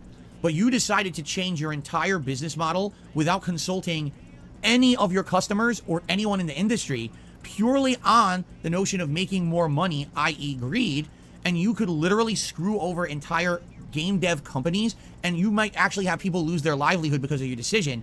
What did you think was going to happen? People would be happy? Are you fucking stupid? Yes, you are stupid. Rick DiCello, whatever the fuck your dumbass name is, you're a fucking moron. And that's why people are reacting this way. They shouldn't be doing horrible crimes, but at the same time, when you're in the process of ruining people's lives for your own personal greedy reasons to satisfy the shareholders, what the fuck did you think was going to happen? People were going to show up with gifts? You're a dunce, and you shouldn't be in charge of any fucking company whatsoever. Once again, we got a clear example here of Phil Burnell criticising the fucking financial decisions, the big important decisions that people at this. I'm not trying to fucking say that Phil's fucking wrong with his fucking stance, but Phil here has not offered anything alternative. Phil has not offered any suggestions himself as to how these fucking game companies can fucking improve this practice. All he does is shit on and pile more shit on all these fucking companies. Yeah. Money, money. Oh, money, money. Yeah. Money, money. Thank you very much. Money. Yeah. Money, money. Oh, money, money. Yeah. Money, money. First of all, thank you very much to Prophet for a super chat, who says, so Phil is not condoning it, but condoning it. Like swatting. I guess so, yeah. I could be it, actually, yeah. It's fucking strange. It's a strange fucking thing. Phil's like, I don't like it happening, but I understand. That's basically Phil's stance on it. He said, don't break law, but you're fucking right to be angry. That's what Phil's saying. And thank you very much to Logan for the subject as well. It says, is he now low-key blaming Unity for threats they received? Yeah, that's exactly what Phil's doing here. This decision made by Unity has had a sort of reaction. So he's blaming Unity for people reacting like that. So, yeah, it's a strange one. Strange take there from Phil, but apparently it's Unity's fault for this happening to him in the fucking first place. But Phil, once again, as I said, the same thing happens for fucking game design. He fucking bitches and whines and moans about fucking how games are made and how fucking businesses are fucking run, and yet he has no concept whatsoever of what it's like to actually fucking run a business like that. Phil has not offered anything whatsoever to fucking try and suggest a better way for these game companies can fucking improve and make things better for their fucking customers, for gamers everywhere. All he does is shit on and shit on and shit on and shit on some more. He is the king of toxicity. He is the king of hate. And he always will be, because there's never anything positive coming from DSP. He's fucking happy that fucking, rich people. He's got a strange, absolute animosity towards the rich. These fuckers don't deserve to fucking be paid so much money for being so fucking poor at their fucking jobs, not shit. Bill, you've been poor at your fucking job for fucking a decade now at least. Your fucking numbers have been tanking for that fucking long. Your fucking popularity has plummeted down the fucking toilet. You are a joke on the internet, and yet you still maintain this career you have. It's fucking ridiculous. It really is nonsensical. But fuck it. It's just DSP being a cunt for no reason other than that. He's being true to himself. He's always going to be a fucking cunt, no matter what. Doesn't matter if I'm away for a day, a week, or a whole year. I could come back in 2025 and DSP will still be a fucking begging hypocrite. Shareholders, what the fuck did you think was going to happen? People were going to show up with gifts? You're a dunce, and you shouldn't be in charge of any fucking company whatsoever. Anyway, I'm sure we will continue to follow the Unity story. Now, another story that has happened, and it was a clickbait story, which is pretty disappointing to see IGN do a clickbait story. What a surprise. IGN had this story yesterday. Square Enix has lost nearly $2 billion since June when Final Fantasy XVI launched, and a new report casts doubt if the company will ever be able to recover. Even though that is a factually true story, it's a clickbait story. It makes it sound like the reason that Square Enix lost $2 billion is because of Final Fantasy XVI. Okay? If you actually delve further into the reasoning that they lost all that money is because they put an insane amount of money into Avengers a couple years ago, 3 years ago now, and that flopped. They tried to reinvigorate Avengers, and that flopped. And then they just had Forspoken in January, and that flopped. So it's like multiple efforts to have these great games come out, and they've all flopped. Okay? In fact, the only real sales success that Square Enix has had in the last several years was the Final Fantasy VII Remake. That's it. Everything else they've been doing has essentially flopped. Okay? So the whole idea that IGN is spinning this like it's Final Fantasy XVI's fault is completely disingenuous, and IGN continues on to be a clickbait site. They're terrible. IGN still has stupid shit like, a goldfish has defeated a boss in Elden Ring. Really? That was an article that they put out front page news and they posted all over social media. Well, how is that a news story? A goldfish playing Elden Ring? Fuck you. You fucking hacks. If that's the you think is news, then don't operate. Shut your doors. We don't need to see your junk. Shut the fuck up, Phil. You get your entire fucking news source from Twitter, for now known as X. But you literally just fucking scroll through your fucking Explorer feed on Twitter and you fucking look for all the fucking gaming discussions that are happening that fucking day. You plagiarise the fucking news stories of multiple gaming websites on a daily fucking basis for your own personal fucking benefit, for your own personal fucking gain, without doing one iota of research yourself into things. Your own chat has to fucking tell you and update you and correct you on the news articles that you are apparently meant to be presenting to them on your shitey fucking podcast. Lazy fucking bastard, fuck off. On the internet, okay? Anyway, the truth is, alright, they had expected Final Fantasy XVI to essentially be the game that would save Square Enix. That has not happened, okay? In fact, if you go here, Square Enix reported a sharp profits decline in August. So here's the deal. It doesn't seem to make sense, right? Because if Final Fantasy XVI was a huge success, wouldn't their profits have gone up over the summer? The game came out in late June, so you said the initial sales were 3 million. Why wouldn't the sales have gotten better in July and carried into August and had a good summer? It actually was the opposite, but again, there's a reason Square Enix is not giving sales numbers out for Final Fantasy 16. It actually hasn't done well. The initial 3 million was probably the majority of people who bought the game, and after that, word of mouth said, and the game has not sold well. So they were really banking on this game doing well, and it didn't, and now they have nothing to make money. Okay, they're pretty boned right now. Now, continuing on, after it says, the sources told Bloomberg the root of Square Enix's problem is that the producers of the company are being given full reign over the scope and direction of their project, and therefore goals can shift without warning, which creates volatility and uncertainty. Yeah, for example, Final Fantasy 16 doesn't even feel or play like a Final Fantasy game. They gave full control of that game to the producer/directors, so they did whatever they want with it, but that's not necessarily what the customer base wants, is what we talked about recently. If you're going to make a game that's Final Fantasy, you kind of have to retain something to make it Final Fantasy. And simple having one Google and a few enemies in the game from Final Fantasy doesn't make it a Final Fantasy game. Sorry. So sadly, I hate to say it, they need to redesign their entire methodology of what they're doing right now, which may be happening because, ladies and gentlemen, yesterday there was a big Sony event. And during that Sony event, they decided to drop a bombshell. And if you want to know the truth, I actually feel the reason that they dropped this bombshell yesterday was because they needed this because their games are doing so horribly. Okay? Ladies and gentlemen, Final Fantasy VII Rebirth which essentially will be the second in a trilogy of Final Fantasy VII Remake games. This is supposed to be the content that's in the middle of Final Fantasy VII. Has now been slated for a release date of February 29th, 2024. And essentially, we're being told the game could play up to 100 hours long if you do all of the content. Now, for those of us who played Final Fantasy VII Remake, that was just the Midgar portion of the game. And if you remember, when I played Final Fantasy VII a couple years ago, the Midgar portion of the game was less than 20 hours long, correct? I mean, it's a good chunk of the game, but it definitely is meant to be kind of the introduction to the game before the game goes open world and really starts feeling like true Final Fantasy. And that was an entire game already. So now you can imagine, once they go truly open world with the middle part of the game, that how much content they're going to add to it, okay? So it will be on Sony consoles. I believe they're saying it's going to be, was it 4 months? 3 months? Shug says there was allegedly 3 months of exclusivity. So basically, yeah, if you remember, Final Fantasy VII Remake had a big exclusivity window on the PlayStation. Apparently, it will still have that on PS5, but it will only last like 3 or 4 months this time. It's not as long of a window.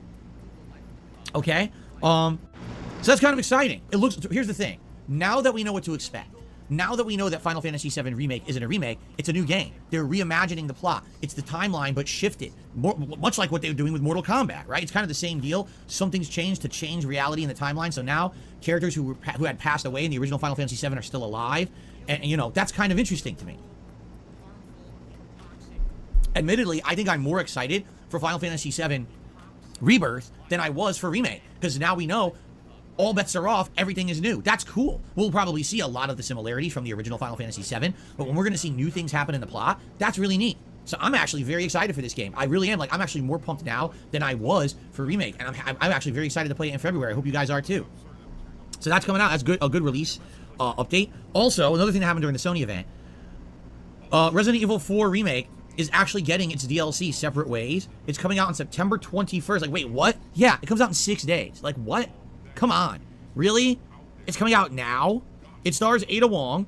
She has all her exclusive missions, much like she did in the original Resident Evil 4, and it's $10. Okay? So, does it look good? I mean, it'll probably play well. You know what I mean? But am I going to be playing it? I don't know. How am I going to have time for that? I'm going to be playing Mortal Kombat, Starfield, Lies of P, still trying to get Street Fighter 6 in, and now I'm somehow supposed to fit in the Separate Ways DLC. Right? So, I don't know. It may be a skip for me, being honest. And the thing is, I love Resident Evil 4 Remake. It's definitely one of my favorite games of this year, but I don't know how I'm going to fit that in. I would like to maybe do it, but traditionally what I've seen is when I try to do these DLCs, they don't do very well. Maybe we could do it as a thing for like Halloween Horror Month or something. I don't know, but we'll have to see. I'm very skeptical about being able to fit it into the schedule in 6 days, you know? Some people are saying save it for October. We might have to. All right, it might just be, especially because we don't know how long it is. If it's like 8 hours long, that's not a big deal. Maybe I can do a few streams of it, right? We'll see. We'll talk about that later. Anyway, before we get to the Nintendo event, which was insane, 2 more stories that are not Nintendo related. Story number 1, get this. So how many of you know about a game called Immortals of Avium?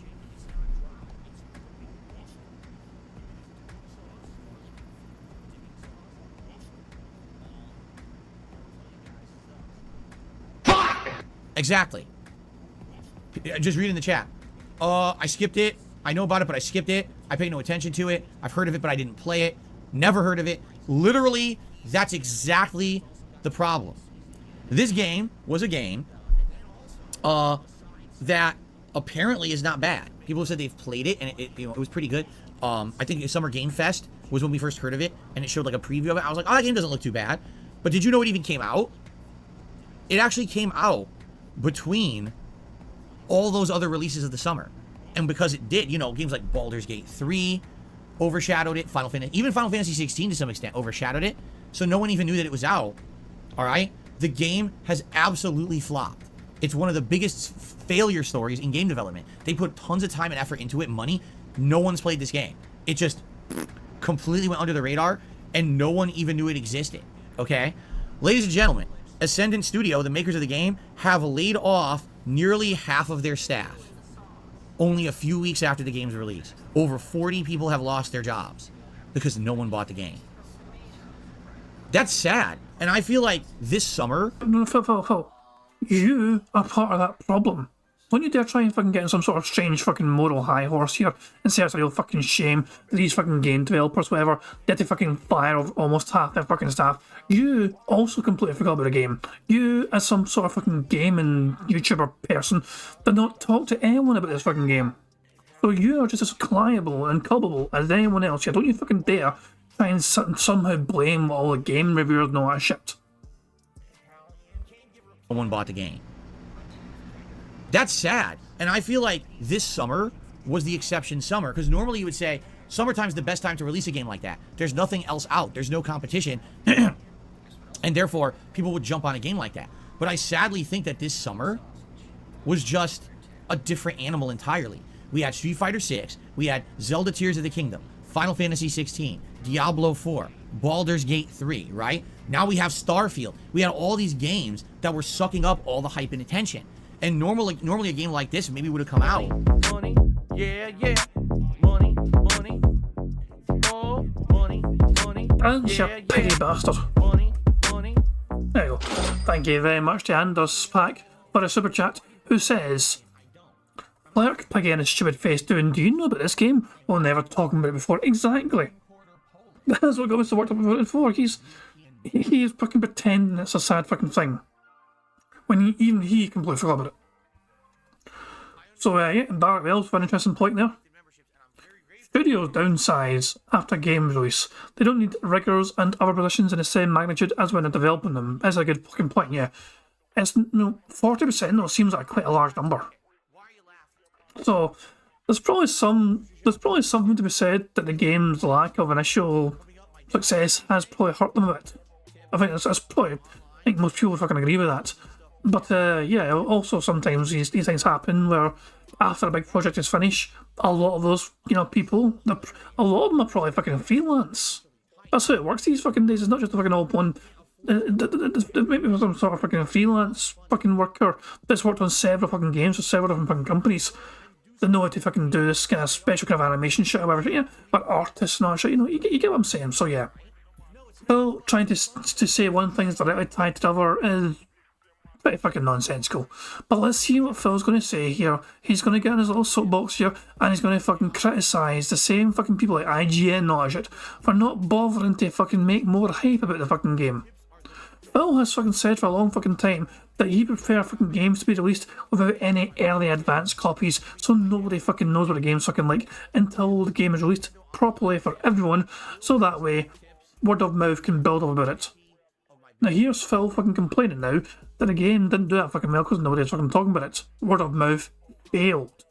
It's an example of where advertising can do big things for a fucking game. But don't tell it to fucking Phil, he won't understand it. That were sucking up all the hype and attention. And normally a game like this maybe would have come out and would have loved it, but no one even knew it existed. And again, for people who've played it, they're basically saying that it's a really, really good game. But the funny part is, outside of Summer Game Fest, which I remember seeing gameplay of this. Remember, was it the first-person game that looked like there was like magic and elements to it? So it was a first-person RPG with magical elements. It looked good. But do you remember hearing anything else about this game? I literally didn't know it came out. I had no clue. I knew it was supposed to come out over the summer, but I didn't hear anything when it came out. So that must be just a failure of the marketing team. Because you don't know the game is out, who's going to buy it, right? And that's sad to know that a game that apparently people who played it said it's really good, came out, no one played it, and literally half the company just got laid off. I mean, that sadly is just a symptom of our industry now, the gaming industry, is that we now have oversaturation. It seems like it doesn't matter when, there's just so many games coming out at any given moment that it's hard for any of them except the absolute biggest ones with the biggest budgets and the AAA style promotion to even get noticed. So I'm not surprised we didn't know about Immortals of Avium, and it's sad because it could be like a hidden gem that's a super good game that no one will ever play. I would say a game like this will likely shine on Game Pass or PS Plus, but sadly, how else would you even know about it, right? Maybe it needed that. Maybe it needed that element of being free to play so that it would get some word of mouth. But being that I didn't even know it existed, sad. Because I don't like to hear that game companies who put out a good product aren't doing well, and apparently that's the exact case with them. All right, we're about to get to Nintendo, but there's one more story before that, all right? And that story is regarding EA, our favorite company, Electronic Arts. Listen to this. EA has reportedly decided to end all support for their release Wild Hearts only 7 months after launch. Do you guys remember Wild Hearts? A few of you told me about it. but we knew that I wasn't going to play it because essentially Wild Hearts is their version of Monster Hunter. You know, Capcom makes Monster Hunter, and then EA said, well, we want to capitalize on that because Monster Hunter is very popular. Let's make our own version. Okay? So it came out earlier this year. Was it like February or March? And reportedly it did okay. Like, I don't think it broke sales numbers or anything, but it did all right. And I guess they feel it didn't do good enough to warrant any ongoing. Come on now, I'm not even that far behind. I'm 8 minutes behind DSP. And even though I'm 8 minutes behind and we've built up some speed up juice, it's still... I don't know. Support, so it's only been out 7. Apparently, people have been having problems all day with YouTube, okay? I'd like to think it's not a problem with me or whatever, you know what I mean? My PC wasn't even on all week. My PC was turned off the entire fucking time I was gone because I knew it would need to be on, so yeah. I don't know. I think apparently this is just YouTube being YouTube. I'm refusing to take the blame for this. Everyone else's fault, not mine. Fuck you, YouTube. I guess they feel it didn't do good enough to warrant any ongoing support, so it's only been out 7 months, and that's it. The game's done. They're not going to do any more content for it. Supposedly, they're completely dropping it. Wow. You know, it makes me sad because how do you even know what games to invest in anymore, right? What if you bought that game and you really liked it, right? What if you really enjoyed it? You're like, wow, this is cool. It's a competitor to Monster Hunter. Maybe there's some things about that game engine you like a little better than Monster Hunter, and you invested a lot of time into it because that's the kind of game it is. It's online co-op and everything. You invested all this time, and all of a sudden you get to, oh yeah, by the way. Money, money, oh, money, money. Dance, you ugly piggy bastard. Or fuck off in. The bad man won't dance. Thank you very much, a Prophet, for a super chat. It says, tell your fiancé to stop playing Starfield downstairs. No. She's not playing Starfield. There's nothing to do. Internet's fine. Internet's okay. We have Phil doing this. The stream's fine. We have otters. Good otters. There we go. There you fucking go. Beautiful otters. Fucking hooray. There's one over here in the corner. Very, very sneaky in the corner right there. But yeah. Prophet said the fucking otters are fine. Phil's live. Websites got thumbnails going and all that jazz. Pig go. That was just burger. Would you look at that? 7,368 results found for burger. Fucking amazing. The tracker's fine. Actually, while I was away, let me just see very quickly what the fuck happened here. So Phil had a couple of really good streams when I was gone. Starfield on the 9th of September and Armored Core on the 11th of September. Remind me, 11th September, I heard a rumour that Phil monetized 9/11 again. Is that true? Did Phil actually fucking monetize 9/11 and then fucking... Jesus Christ, man. This is the thing, I was away for so fucking long. I was away for... He actually did. Apparently fucking did. Holy fucking shit. On his React Day, fucking... Jesus fucking Christ, man. I don't know why I'm surprised. I really don't. You invested a lot of time into it because that's the kind of game it is. It's online co-op and everything. You invested all this time, and all of a sudden you get to, oh yeah, by the way, game over. We're not doing nothing else. It's done. We're moving on. Wait, what? But the whole way the game's designed is that it's kind of like supposed to be like a roadmap style game. You know, you're advancing your build. You know. Oh, great. Well, I guess that's life. I don't know what's going on with this quality. Maybe if I lower the quality, hold on. Let's try 720p, since that's, you know, I don't know if, I think it's YouTube's been being dumb, basically. But let me try and lower the quality a little bit, just to see how that plays a bit smoother. Ladies and gentlemen, now it's time for us to move on to the meat and potatoes. Because, ladies and gentlemen, yesterday there For fuck's sake, Phil. was a ginormous Nintendo Direct. That it was announcement after announcement after announcement. Likely, I'm going to miss some of the announcements. I'm just going to go through the ones that I highlighted and thought were important. Lara Croft, anyone remember her? Lara Croft is coming back because they have redone the original 3 Tomb Raider games, and they're going to sell these as a remastered trilogy next year on February 14th, Valentine's Day. It'll be coming out on PlayStation, Xbox, Steam, and the Nintendo Switch. The Lara Croft Tomb Raider original trilogy, now with HD graphics and widescreen support for the first time ever. Now, for those who played those games before, they're relics at this point. These games had tank controls, incredibly sluggish response time. Oh, this is so infuriating. Don't get me wrong. Hold on. This is infuriating. See, I'm at 1.25 speed. So it should play smoothly. And I mean, for fuck's sake, just play normally, Phil. At the time, they were fun and revolutionary, but they were basically the first stepping stone towards the modern action exploration platformer. They were very rough around the edges, and they were very frustrating. So what's funny is that I get the feeling a lot of people will buy this on nostalgia factor alone, and then when they go to play it, they're going to be like, oh my god, I didn't know what I was getting myself into. Because, again, these games are just not going to look great, okay? They were doing the screen wipe, all right? Here's old and here's new, and I was like, it doesn't even look better to me. It really doesn't. I think all they did is they did like a filtering effect on the old graphics, and there's a new model for Lara that looks more modern, and that's it. I think that's all they've done. Everything else looks exactly the same. For fuck's sake. War Dog suggesting I should give it back 10 seconds and then it should be okay. I mean, I'm already behind by like fucking 10 minutes. But sure. I will go back 10 seconds and then we'll see if Phil behaves himself, shall we? It's actually struggling to go back 10 seconds. Fuck me. It doesn't. I think all they did is they did like a filtering effect on the old graphics, and there's a new model for Lara that looks more modern, and that's it. I think that's all they've done. Everything else looks exactly the same. So again, these games are going to play pretty bad, I feel. But I think it will sell. I think on nostalgia alone, people will buy this trilogy. I don't know if I'm going to buy it, but it will really be up to you guys. You want to see me play the classic Tomb Raiders? I mean, I had 1 and 2 back in the day, and I liked them, but man, they were annoying, difficult games, I remember.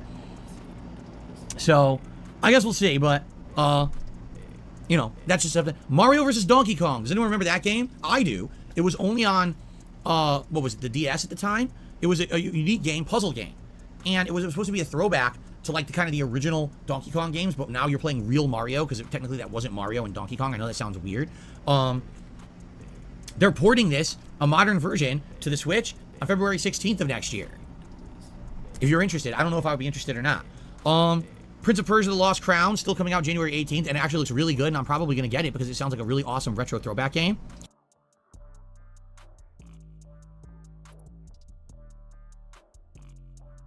Patience. Princess Peach is getting her own action platformer game called Princess Peach Showtime, where she'll be getting... Fucking annoying. This is annoying as fuck. How far are we behind live DSP? 10 minutes. I'm going to refresh the fucking stream. I'm just going to completely refresh it.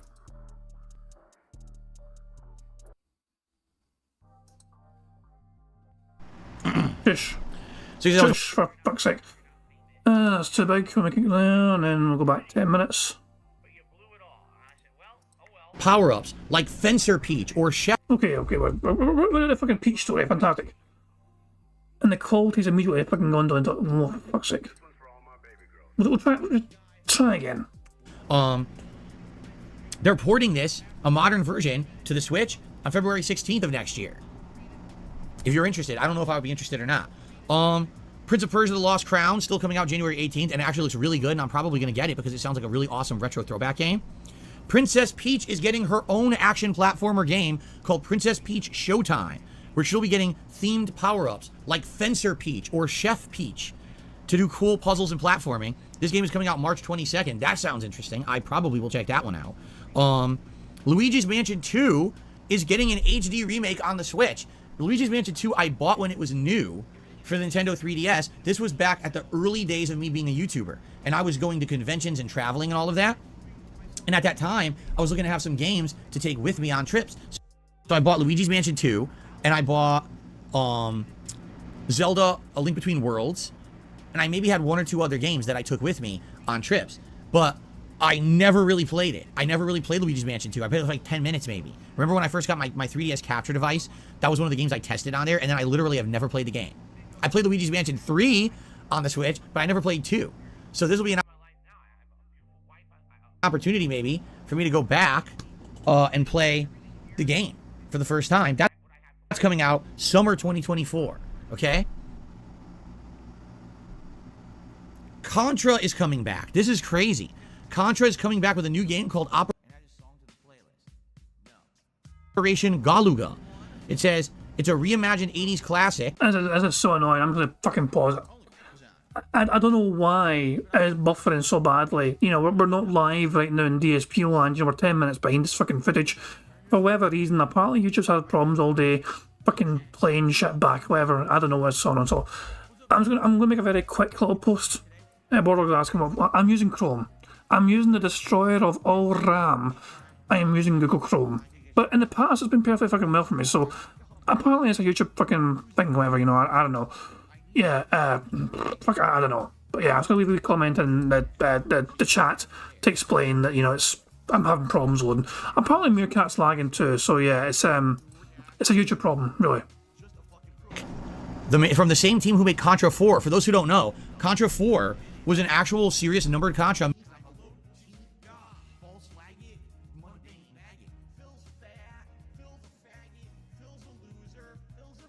made exclusively for the Nintendo DS many years ago.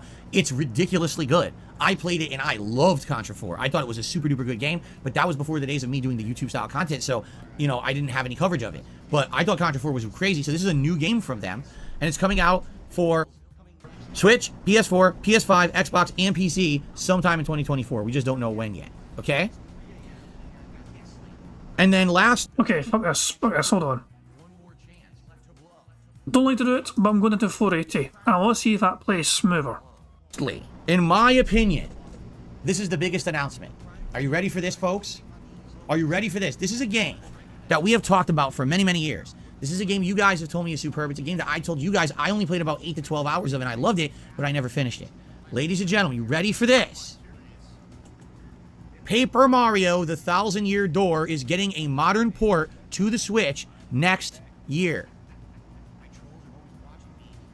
Finally. Again, we've been talking about this game for many, many years. And I told you how I was playing it back in the day and I really, really liked it. You guys have told me this game was the spiritual successor to like Mario RPG. The whole Paper Mario series was. I am very excited. And yes, I will tell you right now, 100%, I am going to play this game with you guys. Yes. I've never fully experienced it. I owned it on GameCube back in the day. I played like 8 to 10, 12 hours of it and I loved it. But, man, I never had a chance to play it again. And now we do. Now we'll finally be able to play it together, and I'm very excited for this. So I hope that you guys are excited for Paper Mario and the Thousand-Year Door next year, whenever it comes out. There's no release date yet, but I am down for that. All right, that makes me very excited, actually. So guys, that was one of the longest game news segments I've ever done. We are now almost at 12:30. So what I'm going to do is a couple shout-outs and some Q&A. We don't have a lot of shout-outs to do. We have Gatsukatsu re-upped his membership. The absolute disappointment in his fucking voice. That wee fucking childish leg slap. Oh, there's barely any fucking shout-outs, guys. I gave you so much fucking time and everything. Okay. We don't have a lot of shout-outs to do. We have Gatsukatsu re-upped his membership and said, "Yo, Phil, here's to another month. Thank you very much to Gatsu." And then we have Adam, who did a super chat and said, "Rebirth is making me very excited the more that I see about it." Yeah, and like I said, I'm actually really excited for it because now we know what to expect. Unlike last time, where I thought it was just a straight-up remake, it's not going to be that big of a deal. You now know it's not. It's a whole reimagining of the plot with brand new threads, and the story can change. I think, of course, here's the deal. We all want to know, will Aerith... Is it Aerith or Aerith? I always get confused because her name is different depending on when you play the game. I think the question is, will she survive this time or not? We already know that Cloud's counterpart, who died in the original plot of Final Fantasy VII, is still alive in this one. The timeline has shifted, basically. So, what's going to happen now? How will that affect the plot? Because essentially now there's two Clouds. When you think about it, they're basically two of the same kind of person. So will you get to play as them? Will they be a party member? Will they be an enemy? You don't know. And then, what's going to happen with Aerith or Aerith? Will she survive? That was one of the biggest things that everyone was so sad about. Will someone else die instead? We're going to find out. And we might find out in Rebirth. We'll have to see. All right? So it's actually way more exciting to me now. So thank you, Adam. But sadly, guys, that's it. I have nothing else to shout out. There's no tips, no super chats, no memberships. That's it. So if you'd like to contribute... Oh my. He has absolutely nothing to... That's actually a bit of a lie, okay? He started a stream with 2 gifted members. And I didn't even talk about them yet. Before Phil even went live, he was gifted 2 memberships. He also got... During this fucking podcast as well, he had 5 memberships gifted to him. So I don't actually know if that's true or not. I just have a feeling that Phil's not really paying that much attention to, well, his own stream. Now would be a good time to do it so I can shout it out. But in the meantime, let's see what people want to talk about. Jay says he beat the whole story. He did. He says he beat the whole story yesterday in one day. He loves Invasion. He loves the classic towers. Cool. I'm glad. I've actually been told, don't do the classic towers, i.e. arcade mode, until you beat the story, because the endings you get in classic towers are epilogues to what already happened in the story mode. So story mode should be the first thing anyone does in the game, so I'm glad we're doing that first. Okay. Carlton Jr. says, I think you should take time to play Intergrade before it releases. It's short, has required information in it, but to know before Rebirth. I mean, we could, again. Number one, I don't even have, like, what did I play? Didn't I play Final Fantasy VII? Hold on, I'm trying to think about this. Didn't I play Final Fantasy VII Remake on PS4? Or did I play it on PS5?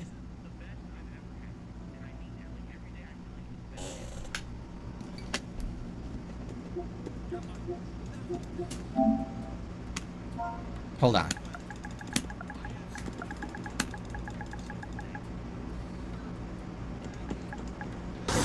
Fuck's sake, Jesus Christ.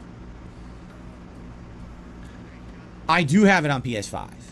Apparently it carried over because it says download. So that's good, okay? And then if I wanted to get Intergrade,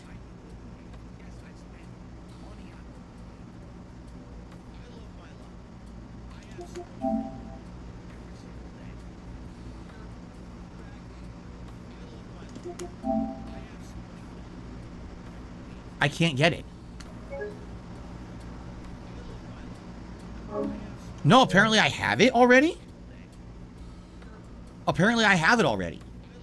But it says, upgrade to PlayStation Plus Extra to access this game and hundreds more in the game catalog.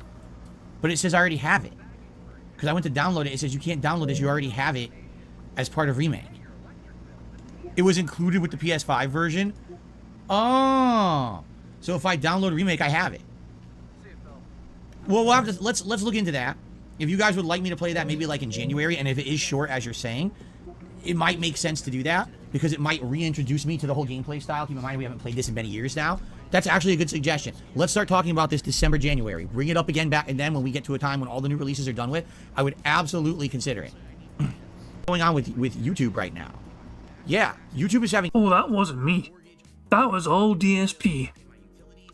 So yeah, YouTube's having problems, and even Phil was acknowledging he's got problems with it. Yeah, I'm going to bump us back up to 720. I'm not noticing that much of a difference. 720. It's still not 1080 or whatever, but, you know, 720, 480 wasn't much of a fucking difference in terms of problems or whatever. Talking about this December, January. Bring it up again back, and then when we get to a time when all the new releases are done with, I would absolutely consider it. What's going on with YouTube right now?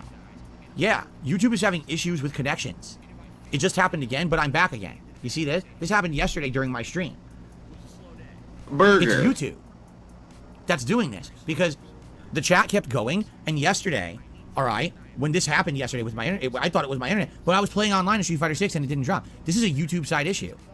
So YouTube seems to be having some technical issues with streaming. This happened yesterday twice during my Street Fighter 6 stream, all right? Very odd. Anyway, if it happens, sorry about that.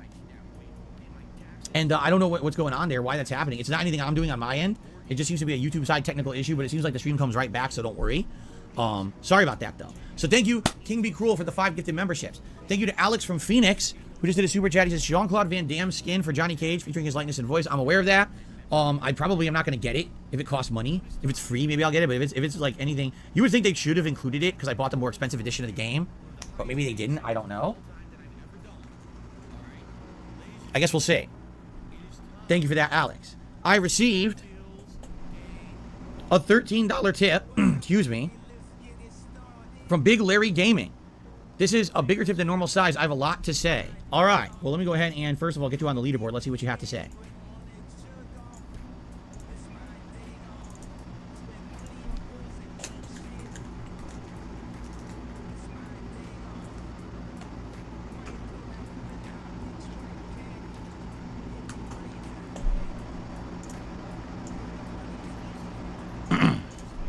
So I was watching some videos on the whole Unity thing, and I saw something scummy. Seems like people who are mean enough could create a bot to spam, download, and uninstall and rack up the costs to a game that they don't like. Yeah, you're right. Unity says they will not charge re-downloads, but it seems like hackers know a way to make it look like a new system downloaded it every single time. I wish Unity developers the best. I hope that they don't get hurt by this baffling decision. I'm super hyped for Mario RPG. They added a new boss fight, and you can refight old bosses. Also, they added new triple attacks. See, I didn't even talk about that this morning. Yeah, they added new triple attacks to the game as well. This new Super Mario RPG or Super Mario RPG is going to feel like a new game. I'm excited. That's what, December? No, November, right? I'm pumped for that. Juan, I have no idea who you're talking about. So I know you've been spamming the chat to tell me that. I don't know who that is, so I wouldn't bring it up. And I'm going to say that as I'm mocking his chat. Burger. because he's been spamming the chat, and I've been ignoring you all this time. I'm saying that's him mocking his chat there. Okay. Someone says, why can't I tip? Has the system gone down? Well, considering I literally just received a $13 tip, I don't think the system has gone down. No. I would say no. Carlton Jr. says, I feel like they rushed this Mortal Kombat to keep momentum going between the movies. It might be why they skipped Injustice. I think you're right. If you want to know the truth, I think you're right. I think this game, they wanted to have more Mortal Kombat hype going. They wanted to try to make Mortal Kombat more an overall entertainment medium rather than just a game franchise. They had that first movie. The second one's on the way. And again, if you take a look, I think that's honestly why it doesn't it doesn't seem like it has that much drawn out in the competitive nature. It just seems to be going back to the 2000s. For me, that's what it looks like. It looks like it's a party game. It's like launch, then jump after launch, follow up air combo, grab move, hit them to the ground, go to the ground, continue the combo, launch, air combo, follow up, 50% damage. That was one combo, and you hit me once. With an anti-air, too. It wasn't even like you hit me soundly with a combo or a mix-up. You just happened to catch me out of the air, and I lost more than half my energy bar. What is this game? It just doesn't seem very good. I'm just being honest, but we'll see what happens as I actually play. I mean, I spent over $120 on it. I would hope that at least there's something good in this game. I hope the story and invasion mode are good. We'll see. Okay. Willow, you're welcome. Thank you for the super thanks. Escanor Sin of Pride says Tales of Arise DLC looks really good. Yeah, I never got to it. Never got around to it. Never really seemed to be much desire for me to play it. The Tales of series, I don't know. I told you guys that when I was getting back into video games, console games in 2007, I played Tales of Vesperia. It was the first Tales of game I ever played. I absolutely loved it. I loved everything about it. The combat, the gameplay style, the art style, the story. I grinded endlessly. I unlocked everything in the game. I basically got everything in the game. And then when I became a YouTuber, I told you guys about it, and no one really seemed too excited for the Tales of games. I played Tales of Exilia. And that one I would say was not as good as Vesperia. I thought it was still a good game, but this was back when I was more popular, and people liked whatever I played. So even though it was a lengthy JRPG, it still had a fan base. When I played Tales of Exilia 2, it didn't work out. People didn't like it. I didn't like it. Then we tried Tales of Symphonia, and that one didn't work either. So we never went back and never played a Tales of game, and there never really had seemed to be much demand for me to play the Tales of franchise for whatever reason. So, yeah, I don't know. Yes, I saw both original Mortal Kombat movies from the 90s, of course. They're cult classics. Everyone is doing good, Phaser. Thank you for asking. Carlton Jr. says, I remember playing Tales of Arise during COVID. It couldn't retain my interest. Scarlet Nexus came out around the same time. It was a much better game. Well, there you go. Dabhan says, any interest in Star Ocean's second story? I don't even know what that is. I know Star Ocean is an RPG. That's literally all I know. So there you go.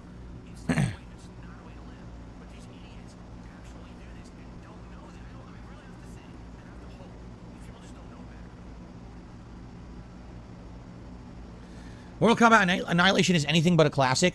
How dare you say that, Shia? How dare you? How could you? I'm very upset that Shia would say that. It had some of the most revolutionary CGI I've ever seen. It is glorious! I've seen it so many times, I know all the cheesy quotes from it, too. The best part is those rollerball things, where they roll around Outworld in these fucking balls. I was like, what the fuck is this, American Gladiators? Like, what happened?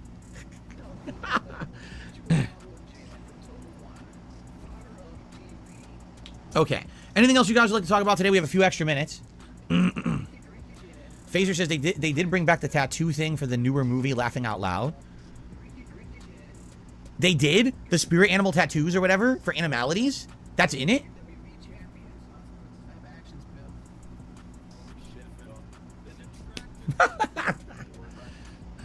Oh my god.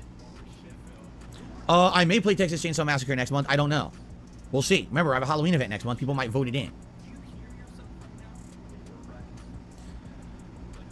What version is $120? Just to point out the most recent super chat in Phil's stream. Safely. Of course, that is where Phil was alleged to have been seen with somebody that was not Cat last week. So, wonder how long that'll fucking last, if it does last at all. But there you go. Someone subjected saying safely. What do you get with it? Yeah, let me look. Here it is. View product. So, what did I get with it? I got Mortal Kombat 1, the Combat Pack, early access to DLC characters, early access to Mortal Kombat 1, the Jean-Claude Van Damme skin, and 1,250 Dragon Crystals with a K. So there you go. That's what I got. I don't know what that means. I actually have no idea. I just wanted to play it early. I wanted to play it before Tuesday because I'm going to be starting Lies of P on Tuesday. So I paid more money. I don't know what the crystals even do in this game. I received a $2 tip. No name attached to this one. It says funny story. I shared this for videos for DSP vs. the internet. I posted videos for this week and last week's by mistake. Not really an MK fan, but new games are always fun to watch. So wait, what? You post? How did you post this week's and last week's? Huh? Well, as long as you post up for this week, you're all right. Oh wait, I know what you're saying. You're saying you posted up your videos for this week and last week's threads. Then post them up in this week's threads. The threads are still live. Post them up in the correct threads. That's fine. I'm never going to check last week's threads ever again. So it doesn't matter what you post late. Just post them into this week's threads. You'll be all set.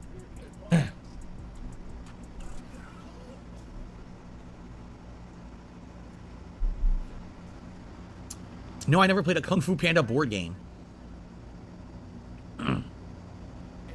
Where do I tip? I'm trying to drop some money, says Timmy. Well, let's see. There's a command for it. You can look at the description of the stream. You can look at the description of any video. There's a tips section on my YouTube page. How else? Should I send you a letter with instructions on how to do it too? I appreciate you wanting to contribute, but I kind of find it being a little bit silly and facetious that you would ask how to tip. It's pretty apparent how to do it. You want me to send a carrier pigeon? There you go. No, here's what I'm going to do. Look outside. Look to the skies. I'm going to start sending smoke signals on how to do it. Ready? There you go.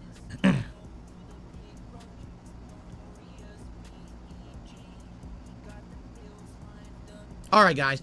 I think it's time to end the show. I got to use the restroom before we start regardless. All right, so we're going to have a few minutes break here, and then we're jumping right into Mortal Kombat 1. Like I said, we'll try the tutorial mode. We'll try to learn the new basics and everything, and then we'll get into the story. We'll jump in. We'll see how it goes. All right, thank you all. All being told, Tito Man says, the crystals are for purchasing exclusive pieces of gear and outfits. So it's just things to make your character look a little different. So I probably won't even be interested in that until we even get to online play. All right, which could be a while. It might be all week. All right. Guys, thank you very much. I hope you enjoyed the show. Man, did we have a lot to talk about, one of the longer ones.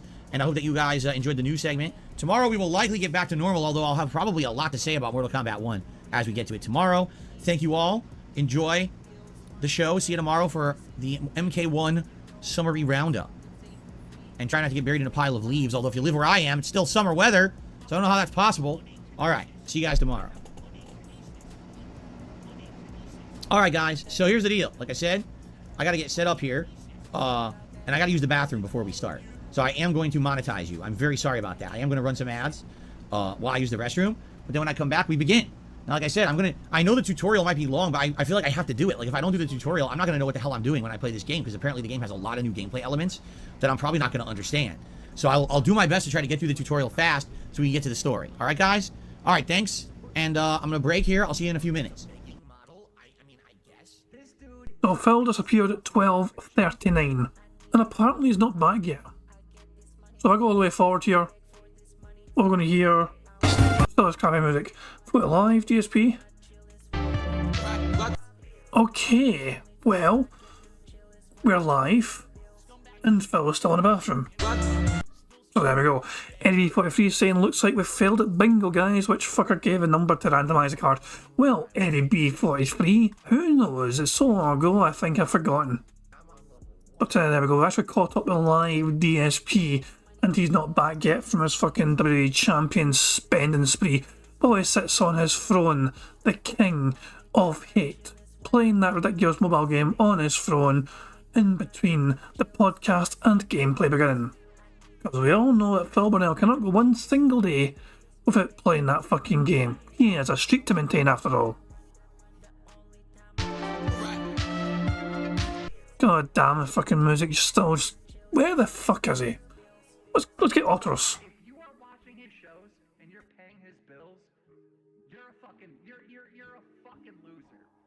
The Otter streams don't usually have audio, so yeah, it doesn't matter if it's muted or not. You know, there's no audio usually. So there we go. What about Phil? No, not back yet. Otters in. Otters for everyone. Well, it would be if this one's sleeping in the hole. I don't know what the other ones are, but there we go. Where the hell is this fucking idiot? Jesus Christ. So D-Dog is summing up the stream so far, the bingo. We are 27 likes away, we're 1 burp away, and DSP has 103 likes, and he's back from wherever he was. Everybody. Here we go, we're back with a fucking bingo. Alrighty, everybody. Let's get set up here and get started. Now that I have performed a fatality on my toilet. There we go. Very good. Alright, so. Let me clean up my joystick. And then we will begin. Actually, just boot it up now.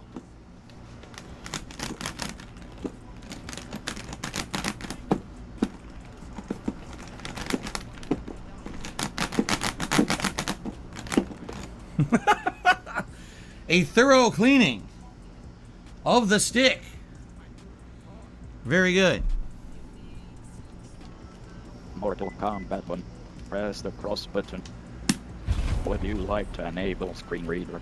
Disable. Cross button select. No thank you. I don't need the screen reader, but it's nice to know that it's there. Very nice to know that that accessibility feature is in there. By the way, yes, long-time viewer Super Blind Man actually worked on this game. He was one of... There it is! There it is! Look at him fucking try to chase some clip because one of his own fucking fans apparently worked on this fucking game. Does that mean Phil's going to fucking be nice about the game now? Did Phil get in touch with Super Blind Man during his fucking big potty break? Where Blind Man's like, by the way, Phil, I worked on this game as well, so please don't be so mean about it. One of the accessibility consultants on the game. And that's probably why the screen reader is in there so prominent. And shout out to Super Blind Man for his work on Mortal Kombat 1. No, I do not want the wireless controller speaker on. We do not need descriptive auto. It's nice to have it in there. I guess we'll just leave it on default, right? Okay. Brightness looks good, actually. That's pretty good. Jade says, I didn't know that I was on yesterday. I didn't know I was going to be on either. Are you done MK1 story day and night just app? We're doing tutorial first.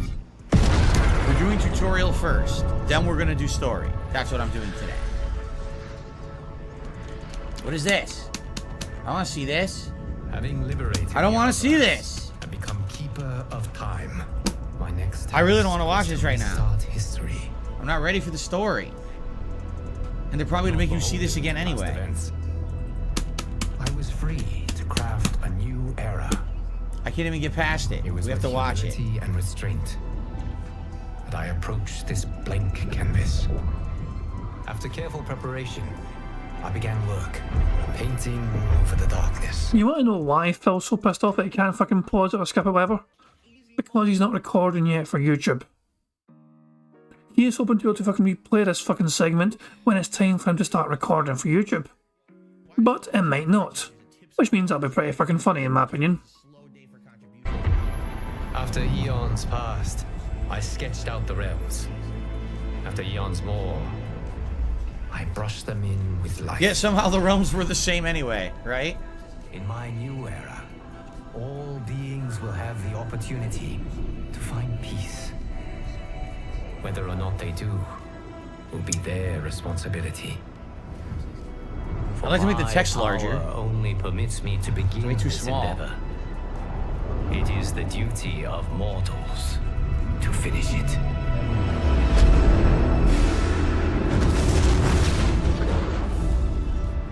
That is a cool intro. Let's see Phil bitching whine moan about it. No, it's Mortal Kombat 12. Sorry. It's Mortal Kombat 12. Doesn't matter what you call it.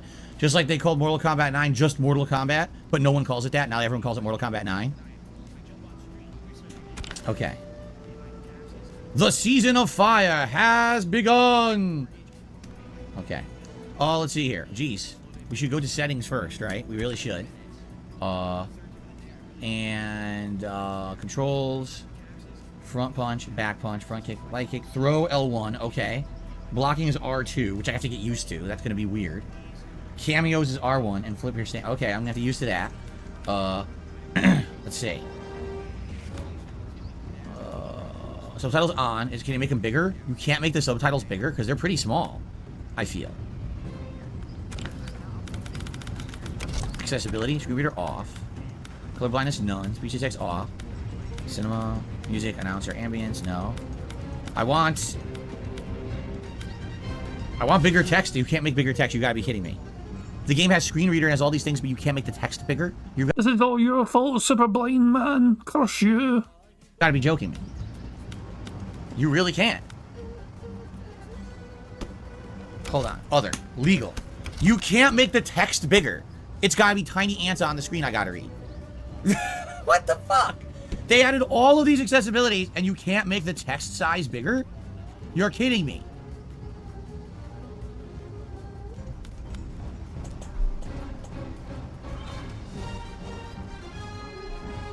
Willow, I did not see that.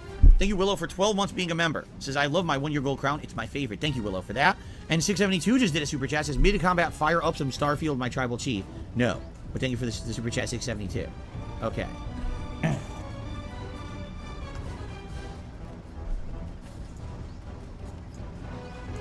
Okay. This is very weird to me that they have descriptive audio for everything, but that you can't make the subtitles bigger. That's really weird to me. I'm sorry, like, for me, I like the subtitles. I would like them larger than ants, and they're all ant size, and I can't make it bigger. So that is, I'm sorry, that is a negative for me. Outside of that, I guess everything else we just leave on defaults, right? Okay,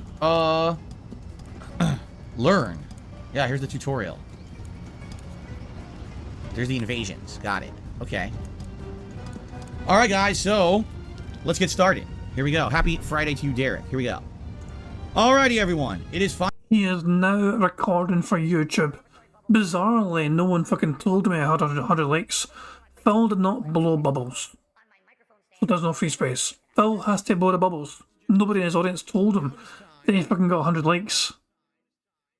Which is bizarre because he's had 100 likes now for fucking last 10, 15 minutes or so. He's had 100 likes. But it's not as if, I mean, even if I count it, right, even if I tick off a square right now. Burger. 5 in a row. That's concerning. Let's just say I count it. Phil's 100 likes, okay? We are still short by 4 whole squares. Which is a shame, but it is what it is. But there we go. But yeah, Barrymore, as Barrymore points out, he's not looking at the fucking amount of likes he's got. He's looking at his PayPal, he's looking at his tips tracker. Absolutely right. And Dido points out, Phil had 100 likes before I fucking went to the bathroom. So it's quite bizarre that his audience has not fucking told him and instructed him that he has bubbles to blow for people liking his stream.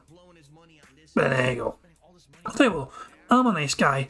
I'll count it. So we end up being 4 away. We're 1 burp away from our free space and 8 snorts as well. So the snorts start off quite strong, but then Phil's medication or whatever kicks in 15, 20 minutes into his fucking podcast, and you don't usually hear another fucking snort again. It's fucking strange. But it is what it is. But I am going to wrap things up there. Don't care about Phil playing the game. You know, he's fucking terrible at the fucking thing anyway. But I am going to wrap things up there, as I said, and I'm going to end how I always end by showing you guys the lovely otters just chilling in the Monterey Bay Aquarium. This guy's about to fucking roll over into a pile of ice cubes. That's a very daring stunt indeed. The other one's just chilling in the water, whatever, but yeah, this is all good stuff indeed. Guys, I do appreciate you all being back for Bingo. As I said, I was away for a whole week, so I'm back now. And it should be quite regular, you know, Bingo sessions, like I'll be back on Sunday. I don't do Saturday still because, fuck, oh, I want my Saturdays to belong to me, But yeah, I'll be back on Sunday for some more DSP Bingo antics. As I said, it's good to be back, good to see you all again. You know what I mean? Thank you very much for being here. Thank you for keeping me right in the card. Thank you for the contributions as well and everything else. So I'll be back on Sunday. Enjoy the rest of your Friday and enjoy your Saturday as well, whatever you end up doing. So until then, guys, roll on Sunday. I'll see you then. Peace out. On September 14th, a pre-authorized payment of $16.51 from PayPal.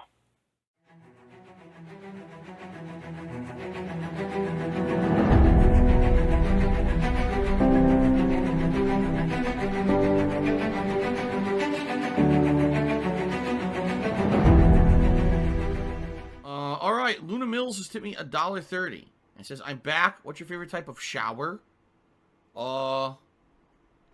When you're showered in money. When you go outside, all of a sudden, greenbacks start falling from the sky. And you raise your face up, you're like, oh, you start dancing, you go, oh, money, money, yeah, yeah. All right, I don't know what the hell you're talking about, but thank you for the first tip of the day.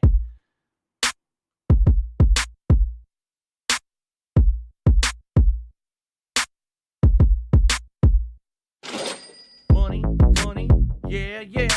Money, money, oh, money, money, yeah, yeah. Money, money, money, money, yeah, yeah. Money, money, oh, money, money, yeah, yeah. These contributions are mandatory. Money, money, yeah, yeah. Money, money, oh, money, money, yeah, yeah. Money, money, money, money, yeah, yeah. Money, money, oh, money, money, yeah, yeah. These contributions are mandatory.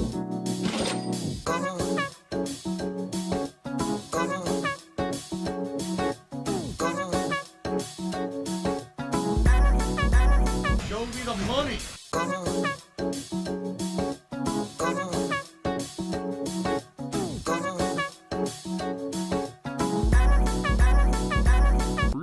Money, money, yeah, yeah. Money, money, oh, money, money, yeah, yeah. Money, money, money, money, yeah, yeah. Money, money, oh, money, money, yeah, yeah. These contributions are mandatory. And it's gone, just gone like that, in an instant.